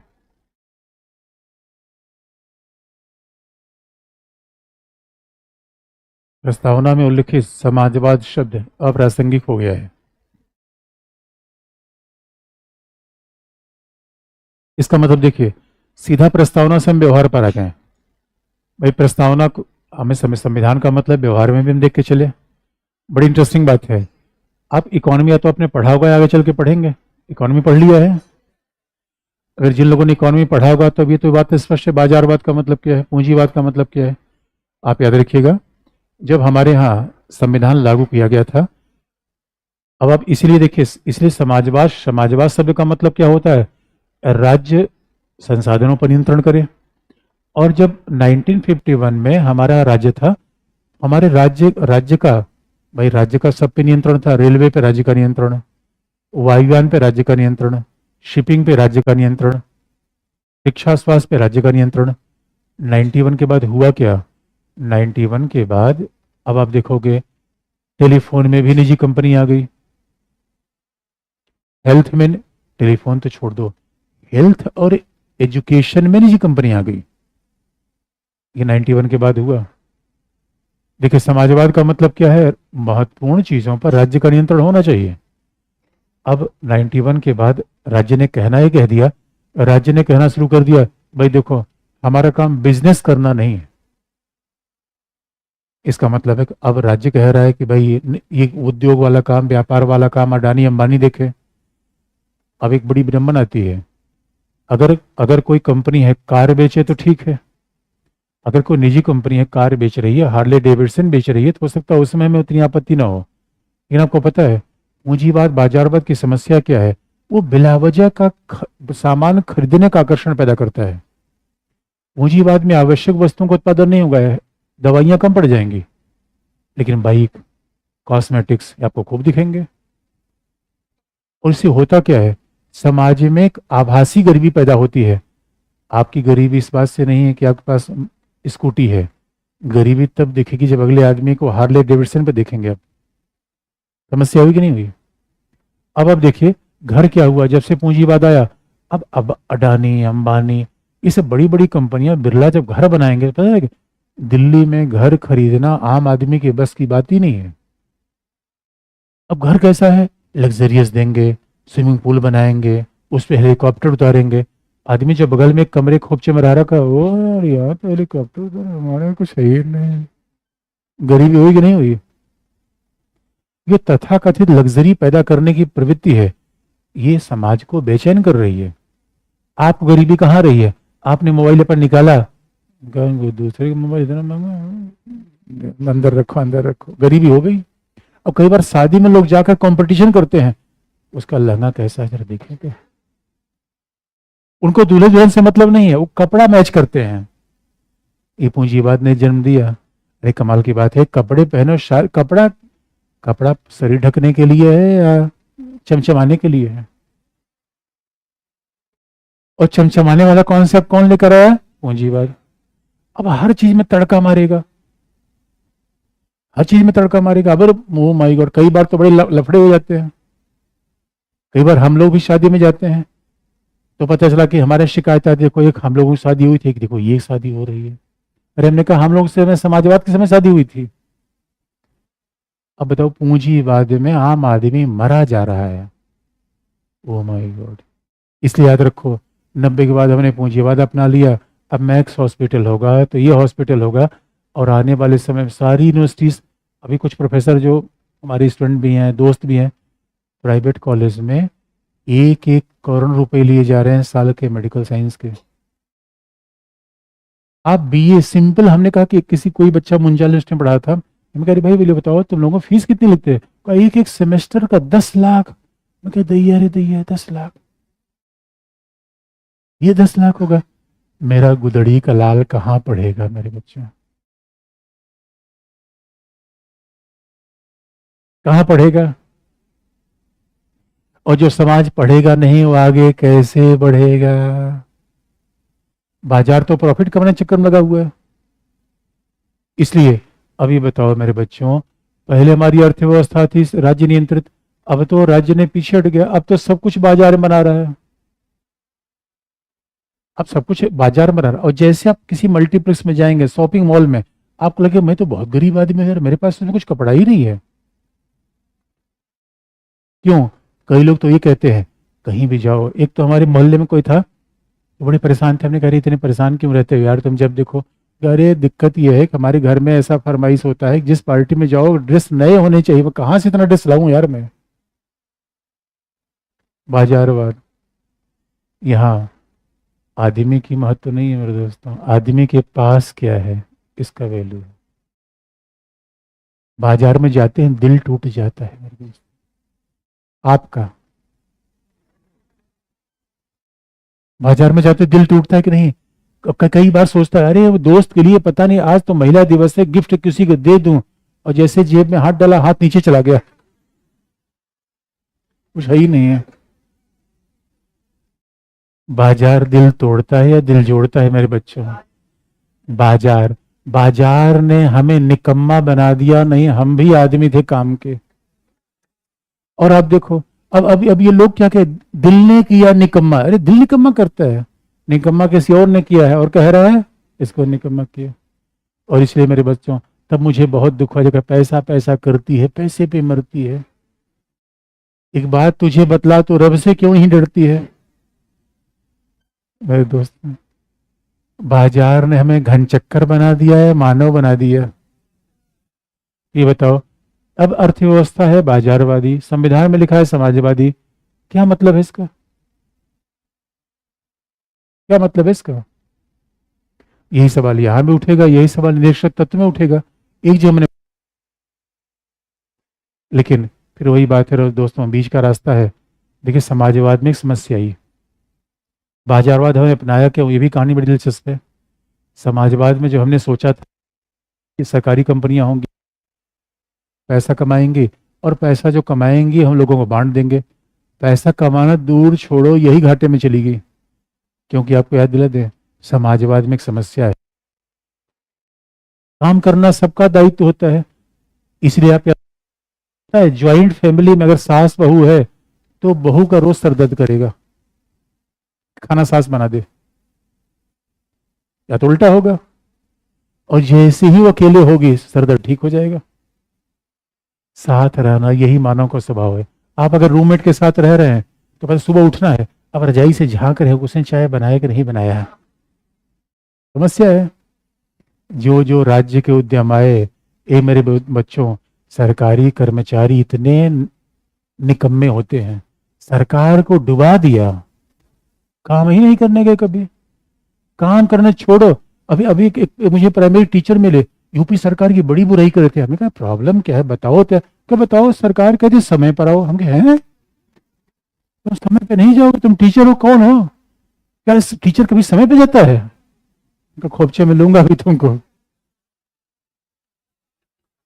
ओह माय गॉड, कमाल की बात हो गई है।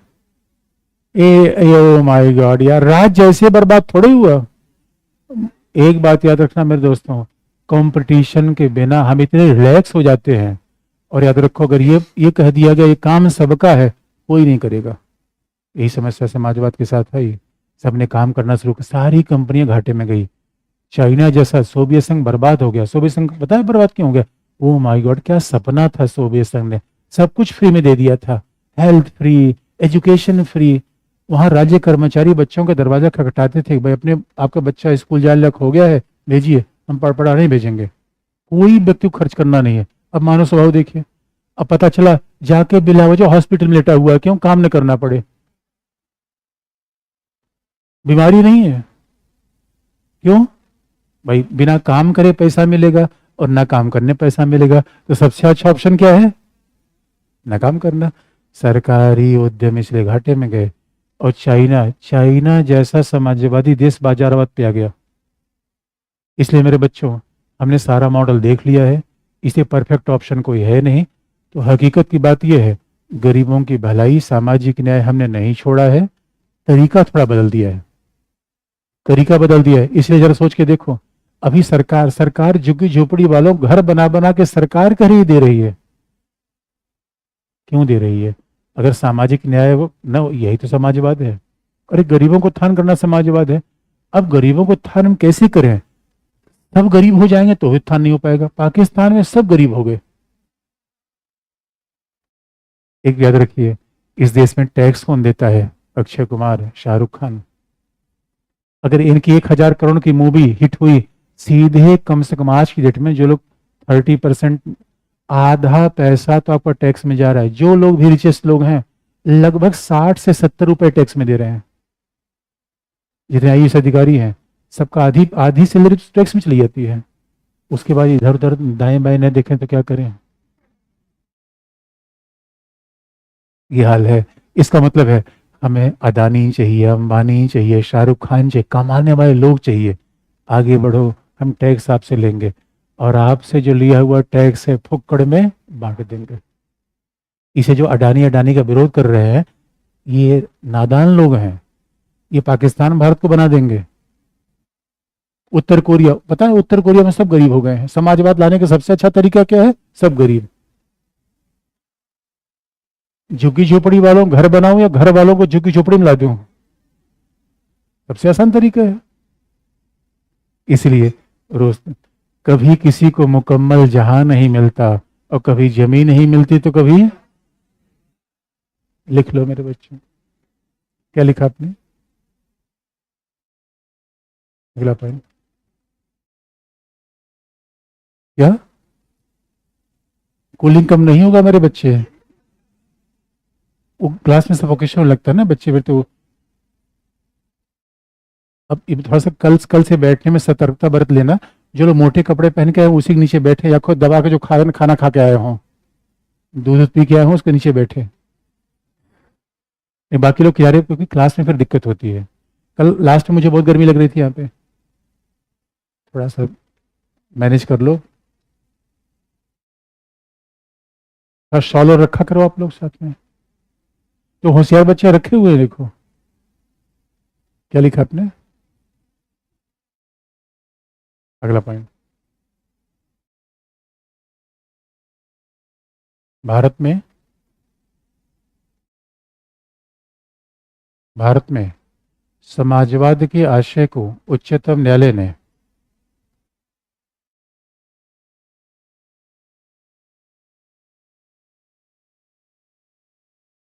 भारत में समाजवाद के आशय को उच्चतम न्यायालय ने व्यक्त करते हुए कहा,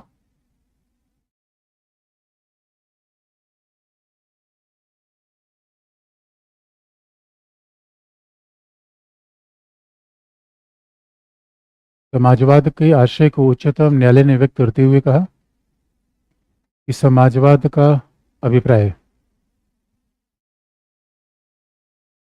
कल्याणकारी राज्य है। समाजवाद का आशय कल्याणकारी राज्य है,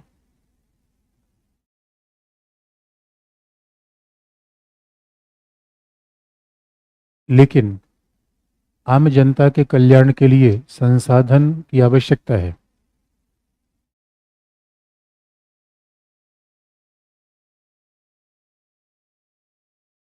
आम जनता के कल्याण के लिए संसाधनों की आवश्यकता है।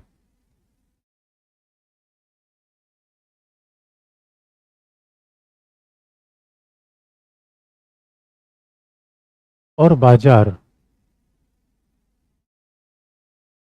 का प्रयोग संसाधनों के विकास के लिए किया जाएगा।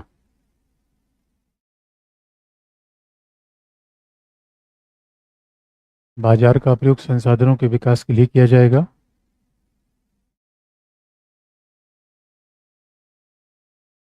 जिसके माध्यम से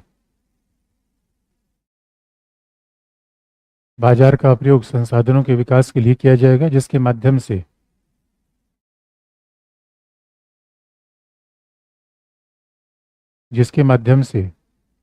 राज्य के द्वारा आयुष्मान योजना, जिसके माध्यम से राज्य के द्वारा आयुष्मान योजना, प्रधानमंत्री आवास योजना, जिसके माध्यम से राज्य के द्वारा आयुष्मान योजना, प्रधानमंत्री आवास योजना, उज्ज्वला योजना,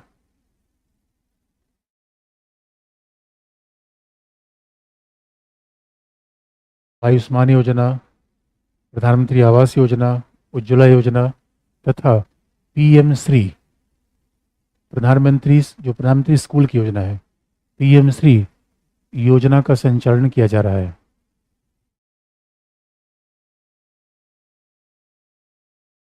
पीएम श्री नाम योजना का नाम है।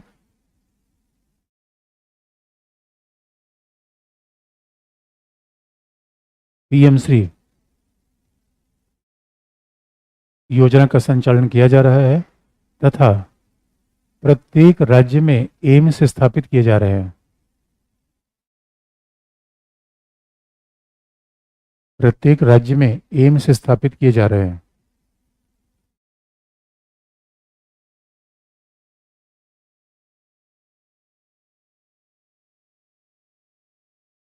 प्रत्येक राज्य में एम्स स्थापित किए जा रहे हैं।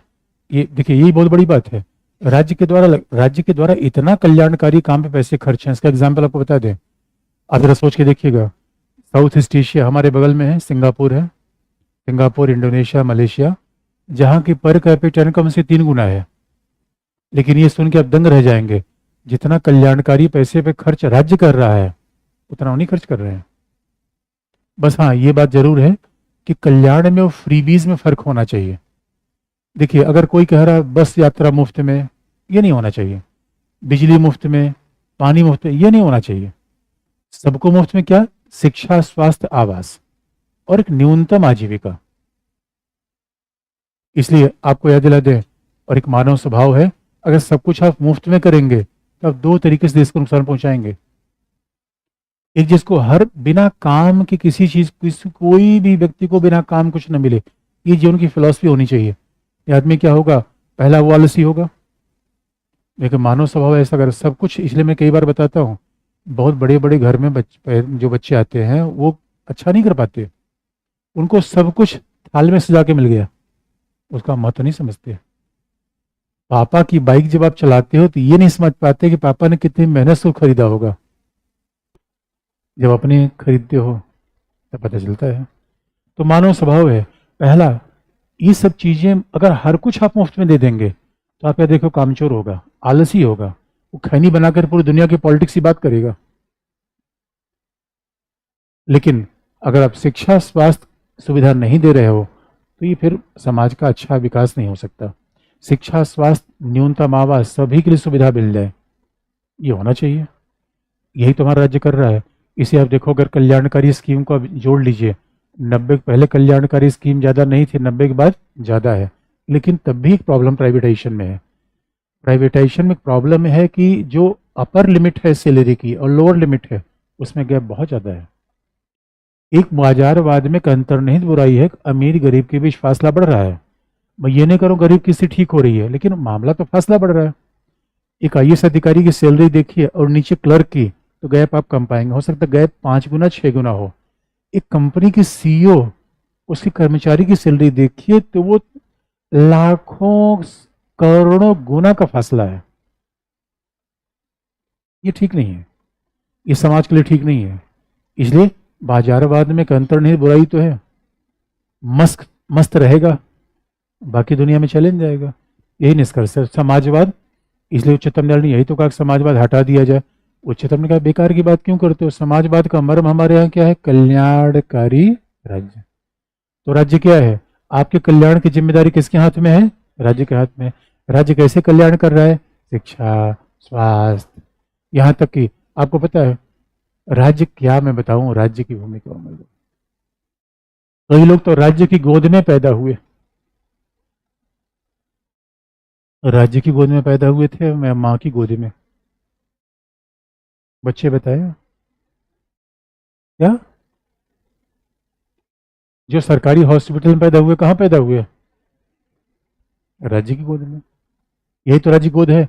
और जैसे हम आगे बढ़े, राज्य ने मुफ्त में दलिया खिला दिया, और राज्य ने ऐसा दलिया खिलाया कि पढ़ना हम भूल गए। गए थे स्कूल पढ़ने के लिए, पहले क्या था। इसलिए डॉक्टर अम्बेडकर ने कहा था कि अगर कोई बच्चा ये कहता है कि वो इसलिए गरीब है, इसलिए अशिक्षित है, गरीब है, ये बात सही नहीं है। वो इसलिए गरीब है कि वो अशिक्षित है। स्कूल दलिया खिलाए नहीं खिलाए, आजकल दलिया खिला खा के बच्चे भाग जा रहे हैं, स्कूल में आ ही नहीं रहे। स्कूल सब कुछ फ्री में, कॉपी किताब सब कुछ फ्री में। दिल्ली के स्कूल का हालत देखिए, बहुत बड़ी खराब स्थिति है। लेकिन जब उसके बाद आगे बढ़े तो राज्य नौकरी दे दी, उसके बाद वृद्धावस्था पेंशन दे दिया, और जहाँ पे सब साथ छोड़ के चले गए वहां पे साथ छोड़ के कौन था, राज्य। अगर कोई गड्ढे में गिर जाए तो राज्य उसको निकालने के लिए तैयार है, राज्य है। इसलिए जन्म से मृत्यु तक जो मानव का साथी है उसका नाम क्या है, कल्याणकारी। से कहें या न कहें, कल्याणकारी कहे कि न कहे, ये राज्य है या हमारी भलाई की संस्था है। राज्य दंड देने की संस्था है या भलाई की संस्था है। दंड कब दिया राज्य ने आपको, कब पीट आपको राज्य ने पीटा कब। यहां कितने बच्चे ऐसे हैं जो राज्य के स्कूल में नहीं गए, गए तो ना स्कूल में, अरे दलिया खाए, स्कॉलरशिप लिया होगा, कुछ तो राज्य का लिया होगा। हेडिंग चेंज करिए।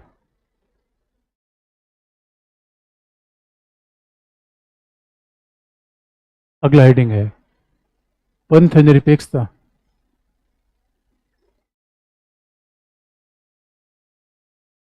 और देखो, डिबेट उसका फंडामेंटल राइट में बता देंगे, एक बेसिक सी बात केवल यहाँ पंथ निरपेक्षता बता दें।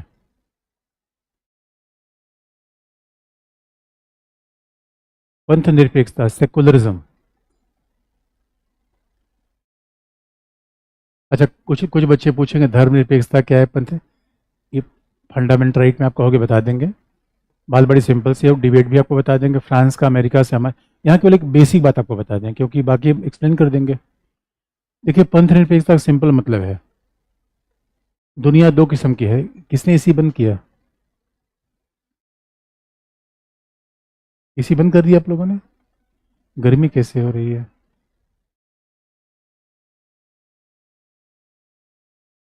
गर्मी कैसे हो रही है फिर, ओ माय गॉड। बच्चों ने मोबाइल पे सेट कर रखा है इसका रिमोट, तो मेरे बच्चों को गर्मी क्लास में होगी फिर तो ठीक नहीं है।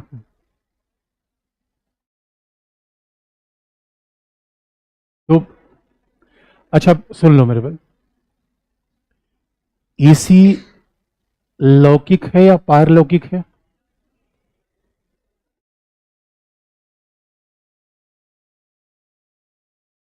एसी क्या है, लौकिक है या पारलौकिक है, लौकिक। दुनिया में दो चीजें हैं, एक भौतिक है, दुनियावी है, मायावी है। भौतिक है। शरीर क्या है? लौकिक। आत्मा परमात्मा क्या है? अलौकिक। और सिंपल सी बात है, पंथ निरपेक्षता का सीधा मतलब ये है, ये लौकिक दुनिया पारलौकिक दुनिया से ज्यादा महत्वपूर्ण है। सिंपल सी बात है। बात ऐसे देखो,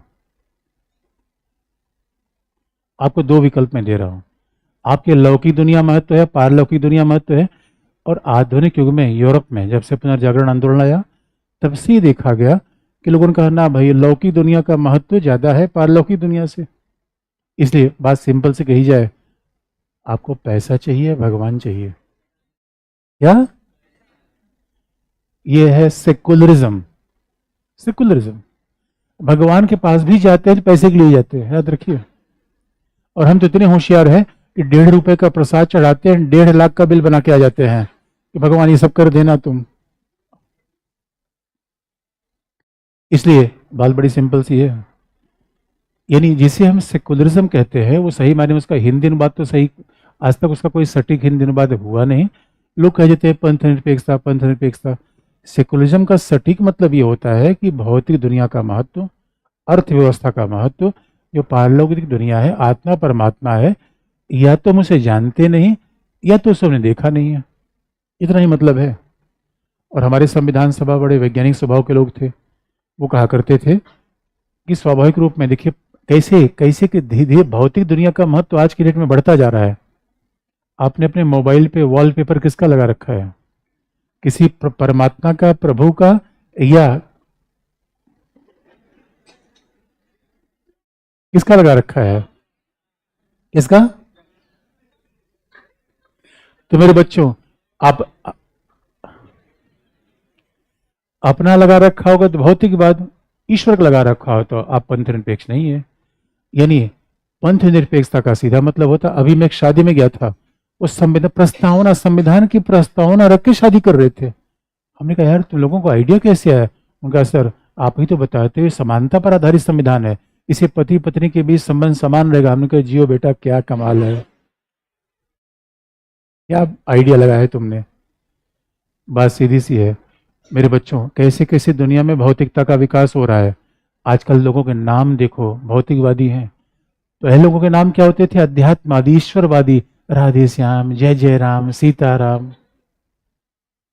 अभी लोगों के नाम क्या होते हैं? Honey money, Honey money. ये सीधा नाम से ही सेकुलर दिखता है। पहले पहले जमाने में लोग ईश्वर को मानते थे, तो वो मानते थे कि अंतिम समय में बेटी बेटी का नाम ज्यादा आता है। तो पहले बेटियों का नाम थे सती, सावित्री, भी क्या है? डॉली। उसके बाद क्या है? अब ये और कितने एग्जाम्पल आपको बता दें। देखिए समाज कैसे सेकुलरिज्म की तरफ जा रहा है। पहले फिल्में बनती थी, 1970 दशक तक फिल्में सारी देखिए, भगवान का रोल उसमें जरूर था। भगवान आते आते थे, क्योंकि जब हीरो दुर्घटनाग्रस्त होता था, डॉक्टर के पास जाता था और उसकी याददाश्त नहीं आती थी, हीरोइन तुरंत भाग के मंदिर में जाती थी। और हीरोइन जैसे मंदिर में गई, भगवान ने तीसरी आंख खोली। जो काम डॉक्टर नहीं कर पाया, किसने कर दिया? भगवान ने। आज जीवन में भगवान का महत्व कम हो रहा है, विज्ञान का महत्व बढ़ रहा है, भौतिकवाद का महत्व बढ़ रहा है। इसी क्या कहते हैं? पंथ निरपेक्षता। अगर पंथ निरपेक्षता यानी सारांश में कहें तो पंथ निरपेक्षता भौतिकवादी विचारधारा है, आधुनिक विचारधारा है, वैज्ञानिक प्रवृत्ति का नाम है। अब अगर समाज में वैज्ञानिक प्रवृत्ति होगी, समाज में भौतिकवाद होगा, समाज की आधुनिक प्रवृत्ति होगी, उसी सामाजिक व्यवस्था का एक भाग राज्य है। तो राज्य से हमने अपेक्षा की कि भाई राज्य का भी काम भौतिक होगा, पारलौकिक नहीं होगा। राज्य काम भौतिक होगा, इसका मतलब है राज्य में कौन है? पीएम, सीएम और डीएम, पार्लियामेंट। अभी निर्मला सीतारमण बजट लेकर आई, तो बजट में स्वर्ग जाने का कोई प्रस्ताव है? अच्छा नहीं है, मैंने पूछ रहा हूं। इकोनॉमिक्स में आप बजट पढ़ोगे भी, स्वर्ग जाने का प्रस्ताव, उसमें स्वर्ग जाने का प्रस्ताव है, शिक्षा स्वास्थ्य की बातें हैं। सरकार हमारा भौतिक ध्यान रखती है या आध्यात्मिक ध्यान रखती है? भौतिक। दूसरा एग्जाम्पल है, इसका सीधा मतलब यह है कि आप कभी किसी पुलिस स्टेशन पे कंप्लेन लेकर जाइए कि सर एक एफआईआर लिखो, उनका क्या, उनका ईश्वर हमें नहीं मिल रहे हैं। मोबाइल खोने का एफआईआर लिखा जाएगा, ईश्वर को न मिलने का। पुलिस का काम क्या है? आपकी भौतिक दुनिया की सुविधाएं सुलझाना या पारलौकिक दुनिया की तरफ ले जाना। इसलिए बड़ी सिंपल सी बात है, जीवन के दो रास्ते हैं, एक भौतिक एक पारलौकिक। पारलौकिक में जाना न जाना आपकी जिम्मेदारी है। आप जाना चाहें तो, न जाना चाहे तो। राज्य न आपको प्रोत्साहित करेगा न हतोत्साहित करेगा। राज्य कौन सी शिक्षा देगा? फिजिक्स मैकेनिक्स की शिक्षा देगा या धार्मिक शिक्षा देगा? यही तो पंथ निरपेक्ष राज्य है। इसलिए आप याद रखिएगा, डीएम का कोई धर्म नहीं होता, क्योंकि राज्य का पार्ट है। धर्म निजी व्यक्ति का है, उसको माने। और हमारे संविधान निर्माताओं ने क्या गजब की व्यवस्था की है, क्योंकि याद रखिए, जिस देश में बहुत धर्मावलंबी लोग हों, जिस देश में हर धर्मावलंबी लोग हों, वहां पर राज्य में, अगर आप याद रखिएगा, किसी किसी विशेष समुदाय का धर्म राज्य का धर्म हो जाएगा तो आपको पता है क्या होगा? वहां पे फिर क्या होगा? उसी धर्म को प्राथमिकता दी जाएगी। तो अल्पसंख्यकों क्या होगा? आपको फिर मैं याद दिला दूं, भारत में जितनी सब अल्पसंख्यक अल्पसंख्यक सब पॉलिटिक्स होती है। बहुमत भी करता है, अल्पमत भी करता है। ओवैसी को ही करना है और बीजेपी को भी करना है। अरे मेरे बच्चों, भारत में अल्पसंख्यक के साथ ऐसी दुर्दशा होती तो अल्पसंख्यक की संख्या बढ़ती या घटती? अब ध्यान से देखो, अल्पसंख्यक की दुर्दशा पाकिस्तान में है, विलीन हो गए। अफगानिस्तान में नहीं रहे, बांग्लादेश में फिर देखिए हिंसा हो रही है। भारत में अल्पसंख्यक की संख्या बढ़ी, अमेरिका में बढ़ी। कमाल की बात है, संकट में है। ये पॉलिटिक्स है। यानी ओवैसी को मुसलमानों को डरा के वोट लेना है और बीजेपी को हिंदू को डरा के वोट लेना है। ये तो वोट बैंक की पॉलिटिक्स है। हमारा संविधान ही कहता है कि कोई भी राज्य में आ जाए, धर्म के आधार पर वो भेदभाव। अभी योगी बाबा बुलडोजर लेकर आ रहे थे, मदरसा के सामने खड़े हो गए। हाईकोर्ट ने कहा, बाबा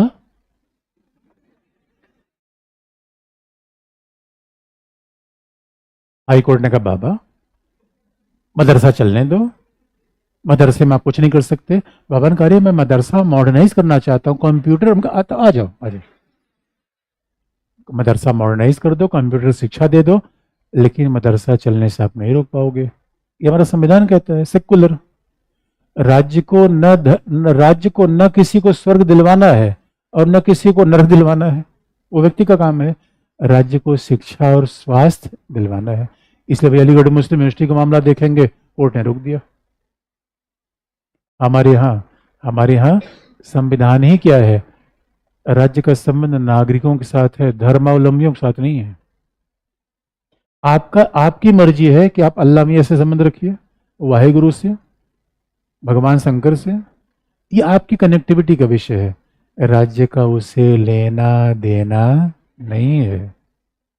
ये थे पंथ निरपेक्ष राज्य। लिख लो मेरे बच्चों, क्या लिखा आपने? पहला,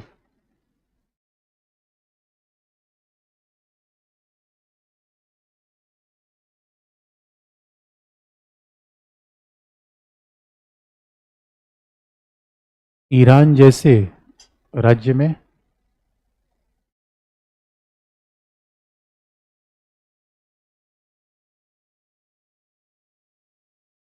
धर्म विशेष को ही राज्य का आधिकारिक धर्म माना गया है। ईरान जैसे राज्य में, ईरान ईरान जैसे राज्य में धर्म विशेष को ही राज्य का आधिकारिक धर्म माना गया है। ये पंथ निरपेक्ष राज्य में लिखवा रहा हूं मैं, तो कंपैरिजन करके लिखवा रहा हूं। ईरान जैसे देश में धर्म विशेष को ही राज्य का आधिकारिक धर्म माना गया है।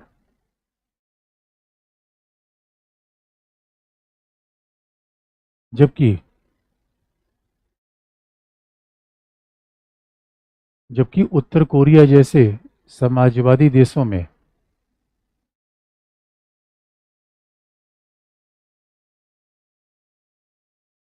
जबकि उत्तर कोरिया जैसे समाजवादी देशों में राज्य धर्म का विरोधी होता है।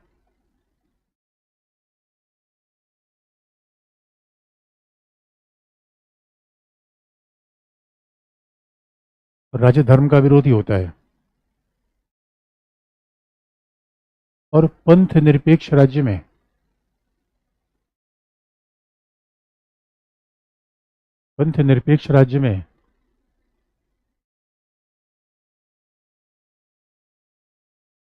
राज्य न तो किसी, अच्छा, पंथ और धर्म में अंतर क्या है आगे आपको बता देंगे फंडामेंटल राइट में। पंथ निरपेक्ष राज्य में यहाँ में पंथ और धर्म का प्रयोग समानार्थक आप कर सकते हैं। एक अंतर टेक्निकल होता है, आगे आपको बताया क्या लिखा आपने, पंथ निरपेक्ष राज्य न तो पंथ या धर्म को बढ़ावा देता है,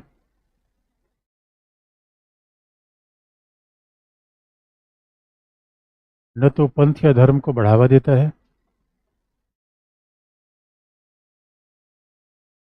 और न ही उसके विरुद्ध कार्य करता है।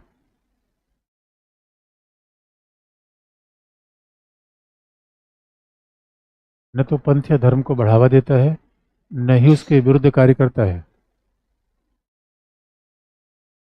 अगला पॉइंट, राज्य पंथ या धर्म के प्रति तटस्थ होता है, तटस्थ अंडरलाइन। राज्य पंथ या धर्म के प्रति तटस्थ होता है।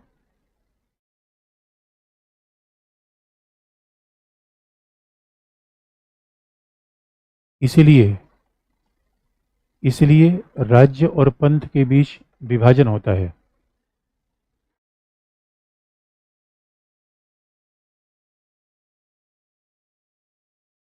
इसलिए राज्य और पंथ के बीच विभाजन होता है।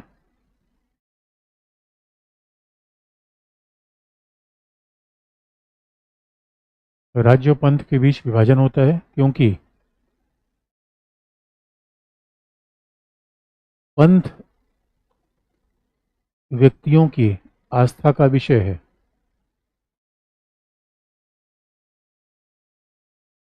क्योंकि पंथ व्यक्तियों की आस्था का विषय है।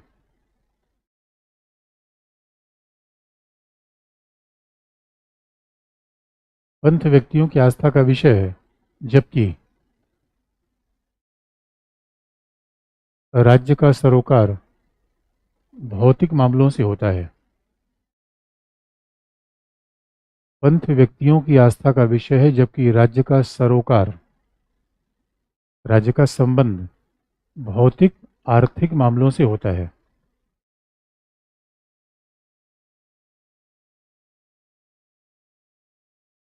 राज्य का संबंध भौतिक आर्थिक मामलों से होता है। आगे बढ़ने से पहले देखिए, ये सेकुलर स्टेट का मतलब है पंथ अलग है और राज्य अलग है। अब जरा सोच के देख लीजिए, आपको पता है धार्मिक राज्य में रहना कितना कठिन है और कैसे, बात ऐसे देखिए, अगर हम इस बात का विस्तार करें, धार्मिक राज्य में रहना कितना कठिन है क्योंकि आप वहां रहे नहीं। धार्मिक राज्य में एक धर्म के अलावा दूसरे धर्म को आप मान ही नहीं सकते। इसलिए आप याद रखिएगा, ईरान में कोई अल्पसंख्यक नहीं है। जहां राज्य का धर्म हो जाएगा, जहां राज्य का धर्म हो जाएगा तो राज्य क्या करेगा, स्कूल में वही धार्मिक शिक्षा देगा। राज्य क्या करेगा, ड्रेस कोड लागू कर देगा। राज्य क्या करेगा, सारे नीतियां सारे कार्यक्रम उसी के हिसाब से चलेंगे। और राज्य क्या करेगा, जहां भी एक राज्य का धर्म है वहां पे याद रखिएगा एक सिद्धांत चलता है, ईश निंदा। राज्य कभी भी किसी को पकड़ के लाएगा और केवल ये आरोप लगा देगा आपने ईश्वर की निंदा की, अब गए। भाई दूसरा धर्मावलंबी जानता नहीं उस धर्म के बारे में, आपने कभी भी कुछ ऐसा बोल दिया जो अनइंटेंशनली उसके खिलाफ चला गया, ईश निंदा के आरोप में मरेंगे। इसी बात याद रखिएगा, जहां राज्य का धर्म हो जाता है, पहली बात आज़ादी खत्म। इसलिए आप याद रखिएगा, राज्य का धर्म होना ये तो मध्यकालीन परंपरा है। अरे यूरोप में पहले क्या था, भारत में भी काफी हद तक क्या था, धर्म प्रभावी शासन होता था।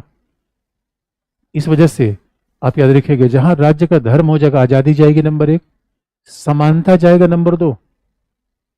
इसलिए जो लोग ये कहते हैं कि हम संविधान से पंथ निरपेक्ष शब्द हटा दें, हटाने से भी कोई फर्क हमारे संविधान में पड़ेगा नहीं, न जोड़ने से कोई फर्क पड़ गया। संविधान के वैल्यू क्या है? आज़ादी, समानता, बंधुता, जो सेक्युलरिज्म में संभव है। एक सिद्धांत दो से जुड़ा हुआ है। पंथ निरपेक्षता लोकतंत्र से जुड़ा हुआ है। कैसे? लोकतंत्र जनता को सर्वोच्च मानता है, जबकि धार्मिक आदमी प्रभु को सर्वोच्च मानता है। जब प्रभु को सर्वोच्च मानेंगे तो आप गणतंत्र कैसे मानेंगे? ध्यान से इस बात को सुनिए। इसे धार्मिक व्यक्ति कई बार गणतांत्रिक शासन पर बहुत आपत्ति करता है कि गणतांत्रिक शासन की मूल फिलॉसफी है कि व्यक्ति सर्वोच्च है। धार्मिक शासन की मूल फिलॉसफी क्या है? ईश्वर सर्वोच्च है। तो गणतंत्र क्या? पंथ निरपेक्षता समाजवाद से भी जुड़ता है। समाजवाद क्या कहता है? अरे भाई, लोगों को रोटी कपड़ा मकान दे दो, आत्मा परमात्मा कुछ होता नहीं। रोटी कपड़ा मकान दे दो, ये आत्मा परमात्मा का चक्कर मत कहो। समाज की समस्याओं का समाधान आर्थिक है या आध्यात्मिक है? आर्थिक है। समाज में विषमता कम करिए। नहीं, स्वर्ग के चक्कर में ये जीवन तो गया नहीं, पता अगला जन्म में स्वर्ग के चक्कर में भटक रहे हैं। समाजवाद का भी संबंध पंथ निरपेक्षता के साथ है। लोकतंत्र का संबंध पंथ निरपेक्षता के साथ है। आज़ादी का संबंध है। मेरे बच्चों, आज़ादी प्राप्त करना है तो अमेरिका जाइए, इंग्लैंड जाइए, इंडिया जाइए। अरे मैंने कहा ठीक है, आपको तो सब तमाम समस्याएं, कुछ कुछ समस्याएं हो सकती है, मैं चैलेंज आपको बताऊंगा, लेकिन हकीकत की बात यह है पंथ निरपेक्ष राज्य कितने काम का है, इसका एग्जाम्पल आप देख लीजिए। पंथ निरपेक्ष राज्य है तभी आज़ादी है। पंथ निरपेक्ष राज्य तभी समानता है, क्योंकि जिस दिन एक धर्म का, मान लीजिए अगर हमारे यहाँ का कोई धार्मिक राज्य बना तो स्वाभाविक रूप में हमारे हिंदू धर्म आधिकारिक राज्य होगा। तो जिस दिन हिंदू धर्म ही आधिकारिक राज्य हो जाएगा, अल्पसंख्यक के धर्म बचेंगे या खत्म हो जाएंगे? खत्म हो जाएंगे। समानता चली जाएगी। और जब एक ही धर्म विशेष को प्रोत्साहित करेंगे, बंधुता रहेगी ही नहीं, सारे सिद्धांत जाएंगे। इसलिए एक सिद्धांत दूसरे से स्वाभाविक तौर पे जुड़ता है। और ये भी आपको याद दिला दें कि पंथ निरपेक्ष राज्य, अगर हम पंथ निरपेक्ष राज्य नहीं अपनाएंगे तो स्वाभाविक तौर पर एक चैलेंज बार बार आएगा, क्योंकि राज्य का काम अगर ईश्वर से जुड़ जाएगा तो भौतिक मामलों की कभी सफलता हो ही नहीं पाएगी। और लेकिन दूसरा जो अतिवाद देखिए, समाजवादी, नॉर्थ कोरिया क्या कहता है? राज्य धर्म का विरोध करेगा। राज्य किसी धार्मिक गतिविधि को पब्लिक स्पेस में कभी परमिशन नहीं देता। जब सोवियत संघ में समाजवाद आया तो चर्च के दरवाजे जबरदस्ती बंद कर दिए गए। ये भी अतिवाद है। राज्य लोगों के जीवन, देखिए लोकतंत्र क्या मानता है? हमारा मुकाबला दो तीन सेक्टर से होता है। पहला, हम समाज में रहते हैं जहाँ विद्यालय है, विश्वविद्यालय है, मीडिया है, दोस्त मंडली है, कोई धार्मिक समारोह हो रहा है, ये समाज है। दूसरा, हम बाजार से मुकाबला होता है। तीसरा, हमारा राज्य से मुकाबला होता है। तीन सेक्टर हमें प्रभावित करते हैं। और बड़ी इंटरेस्टिंग बात है, अगर जिस दिन राज्य धर्म का विरोधी हो जाएगा तो राज्य फिर नैतिक पहरेदारी करने लगेगा कि कौन पूजा स्थान में जा रहा है। इसे राज्य का क्या मतलब? अब कोई मंदिर जाए तो भी ठीक है, न जाए तो भी ठीक, उससे राज्य का मतलब नहीं है। राज्य का सरोकार इससे होना ही नहीं चाहिए। राज्य का सरोकार किससे होना चाहिए? बच्चे स्कूल जाएं, वैसे इतना ठीक है। इसीलिए आप देखोगे कई लोगों को मनोवैज्ञानिक रूप में अगर धर्म में ही, कि धर्म भी तो बड़े, धर्म भी एक तरीके से पेन रिलीवर है। धर्म भी पेन रिलीवर है। कई लोग ऐसे होते हैं जिन्हें बड़ी बेचैन है, अशांति मिली हुई है, जाके धार्मिक स्थान पर उनको शांति मिल जाती है। ठीक है, वो भी एक माध्यम है। अरे धार्मिक लोग भी तो कम से कम समाज की कुछ भलाई कर रहे हैं। जहाँ कुछ अच्छे विचार दे दिए, कम से कम धार्मिक किसी समारोह में जाएंगे, कुछ सकारात्मक विचार ही लेकर आएंगे। तो राज्य को उससे मना क्यों करना है? क्योंकि राज्य का धर्म को मना करेगा, आज़ादी में हस्तक्षेप करेगा। यूरोप में आज़ादी धार्मिक आज़ादी के रूप में शुरू हुई थी, क्योंकि यूरोप में पहले यह कहा गया था कि जो राजा का धर्म होगा वही प्रजा का धर्म होगा। लोगों ने कहा नहीं, बिल्कुल नहीं होगा ऐसा। यूरोप में पहले बाइबल पढ़ के सुनाता था पोप, और पोप किसी को बाइबल देता नहीं था, क्योंकि ये मानता था कि तुम लोग अज्ञानी हो और बाइबल का मतलब समझ कैसे पाओगे। आज लोग समझ रहे हैं, नहीं समझ रहे हैं। इसलिए ये सेकुलरिज्म है या मानवीय बुद्धि विवेक में परम आस्था है। सबसे बड़ी क्या है? मानव बुद्धि विवेक। और जो भी समस्या है उसको मानवीय विवेक से हल कर सकते हैं। तो राज्य न तो धर्म के खिलाफ जाएगा, क्योंकि जब राज्य धर्म के खिलाफ जाएगा तो आज़ादी पर अतिक्रमण कर देगा। अरे निजी जीवन है, राज्य का दायरा व्यक्ति के निजी जीवन में हस्तक्षेप करना बिल्कुल भी नहीं है। निजी जीवन में हो जाए, जैसे वो अपना धार्मिक समारोह कर रहा है, अब शादी ब्याह आप करते हैं तो राज्य उसमें आता है क्या? जब तक कोई लफड़ा न मच जाए। अभी मैं कल पेपर में पढ़ रहा था कि विवाह में लुटेरे गैंग को भर्ती किया जा रहा है और पैकेज 1 लाख रुपए महीने का है। एक गैंग पकड़ा गया दिल्ली में जो शादियों में चोरी करता है, और वहां में काम करने वाले लोगों का पेमेंट कितना है? 1 लाख रुपए महीने। तो अगर शादी में ऐसा लफड़ा हो जाए पुलिस आएगी। बाकी शादी में दूल्हा दुल्हन का जयमाल देखने पुलिस को बुलाते हैं क्या कि भाई थाने वाले जरा आ जाओ जयमाल हो रहा है? थाने का जयमाल देखना है या आपके सामान को बचाना है? इतना ही है। इसीलिए आगे लिख लो मेरे बच्चों। क्या लिखा आपने? हाँ, अगला पॉइंट। प्रस्तावना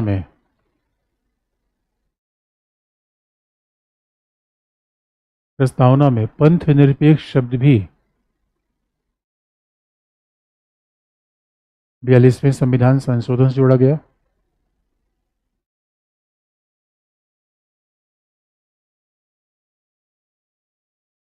पंथ निरपेक्ष शब्द भी 42वें संविधान संशोधन से जोड़ा गया। लेकिन पंथ निरपेक्षता के आधार संविधान में पहले से ही अंतर्निहित है। पंथ निरपेक्ष शब्द 42वें संविधान संशोधन जोड़ा गया, लेकिन पंथ निरपेक्षता के आधार संविधान में पहले से ही अंतर्निहित है।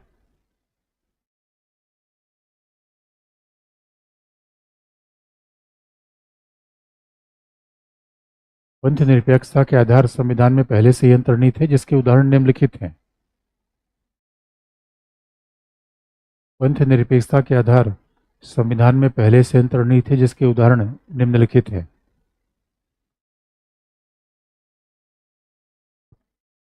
जिसके उदाहरण निम्नलिखित हैं। ए,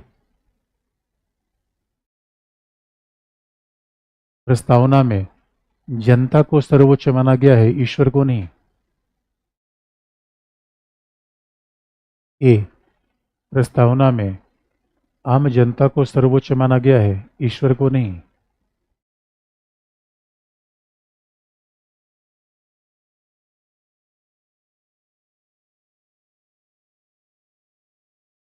प्रस्तावना में आम जनता को सर्वोच्च माना गया है, ईश्वर को नहीं। बी,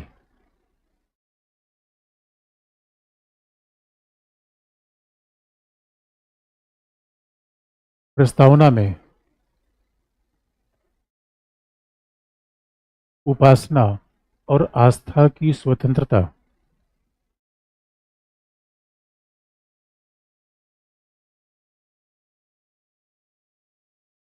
प्रस्तावना में उपासना आस्था, faith belief and worship, faith belief and worship, आस्था उपासना की स्वतंत्रता पहले से ही उल्लिखित है।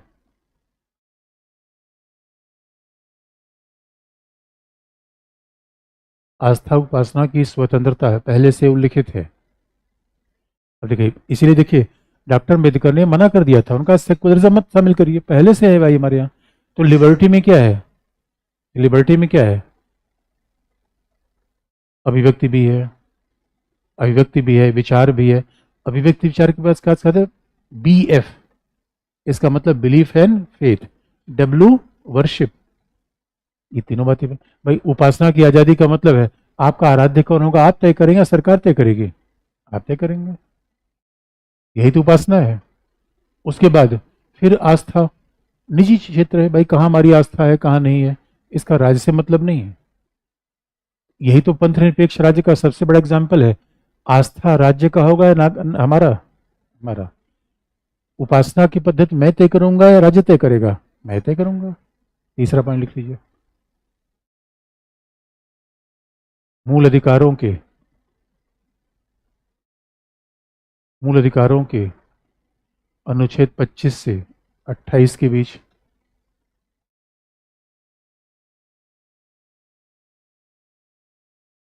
मूल अधिकारों से अनुच्छेद 25 से 28 के बीच धार्मिक स्वतंत्रता का उल्लेख किया गया है।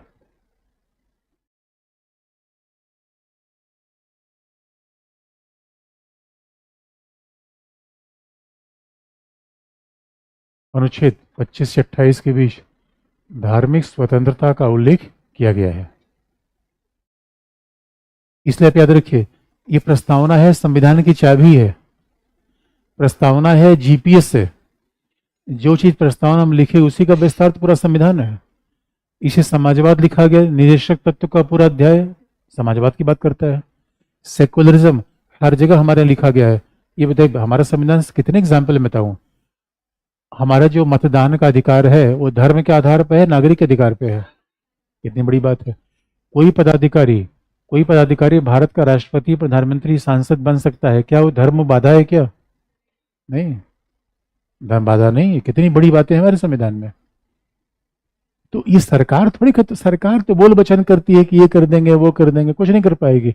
उसके अलावा हर जगह लिखा गया, अनुच्छेद 15, अनुच्छेद 16, अनुच्छेद 23, 29, हर जगह लिखा गया है केवल धर्म के आधार पर किसी के साथ भेदभाव नहीं होगा। सवाल ही पैदा नहीं होता। इसलिए राज्य के लिए न कोई बहुमत धर्मावलंबी है, न कोई अल्पमत है। राज्य के लिए नागरिक है। कितनी बड़ी बात है ये हमारी। इसलिए ये बहुधर्मी समाज का मूल आधार है। और याद रखिएगा, जहां विविधता रहेगी वहीं समाज की प्रगति रहेगी। विविधता समाज की प्रगति का आधार है। और जहां अपनी एकरूपता पैदा कर दी, हमने प्रतिभाओं क्षमताओं को दबा दिया।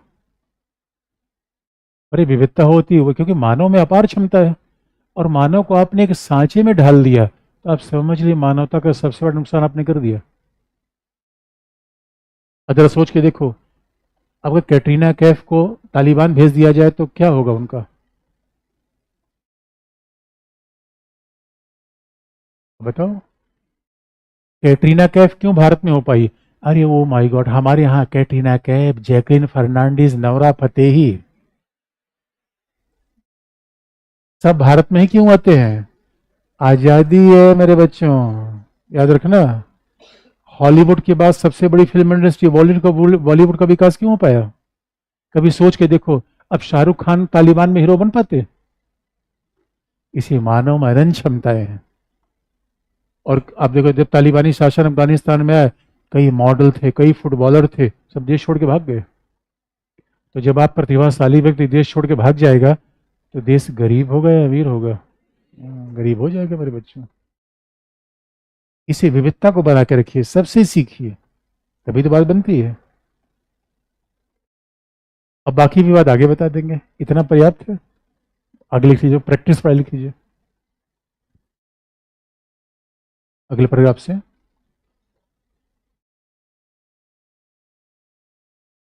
हाल ही में हाल ही में पंथ निरपेक्षता को भी संविधान से हटाने की मांग की गई थी।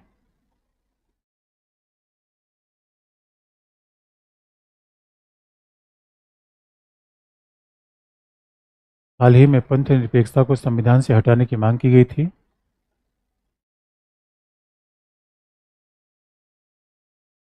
जबकि वास्तविकता यह है कि उच्चतम न्यायालय पहले ही जबकि वास्तविकता ये उच्चतम न्यायालय पहले ही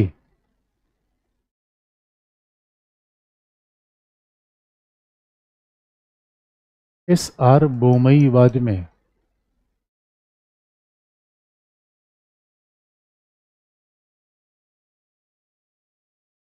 उच्चतम न्यायालय पहले ही एस आर बोमई वाद में यह कह चुका है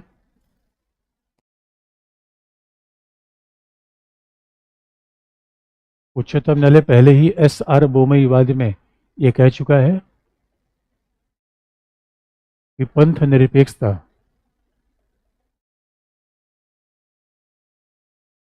संविधान का आधारभूत ढांचा है। पंथ निरपेक्षता संविधान का आधारभूत ढांचा है।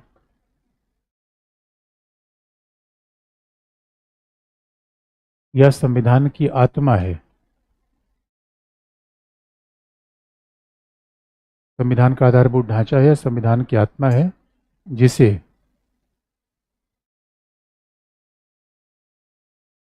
जिसे संविधान से निकालना संभव नहीं है।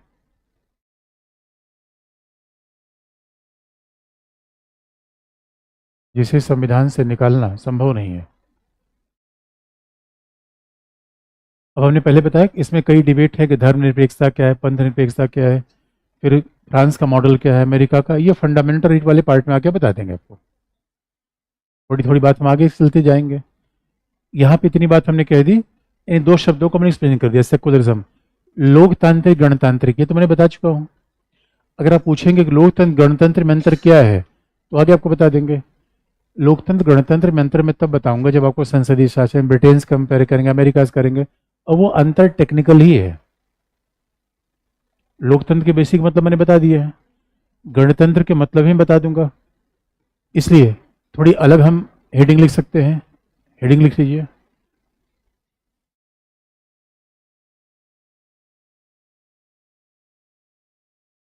एक आधुनिक और नवीन समाज का निर्माण, हेडिंग है। हेडिंग है आधुनिक और नवीन समाज का निर्माण। अच्छा, आप कुछ पूछना चाहे? मैं क्लास के बाद रुकने की जरूरत है क्या? कुछ पूछना है तो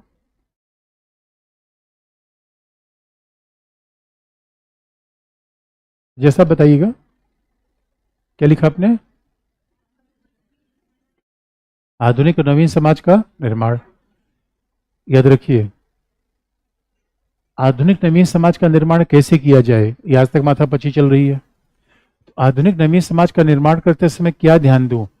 पहले आजादी दूं या पहले समानता दूं? क्या पहले न्याय दूं या पहले आजादी दूं? क्या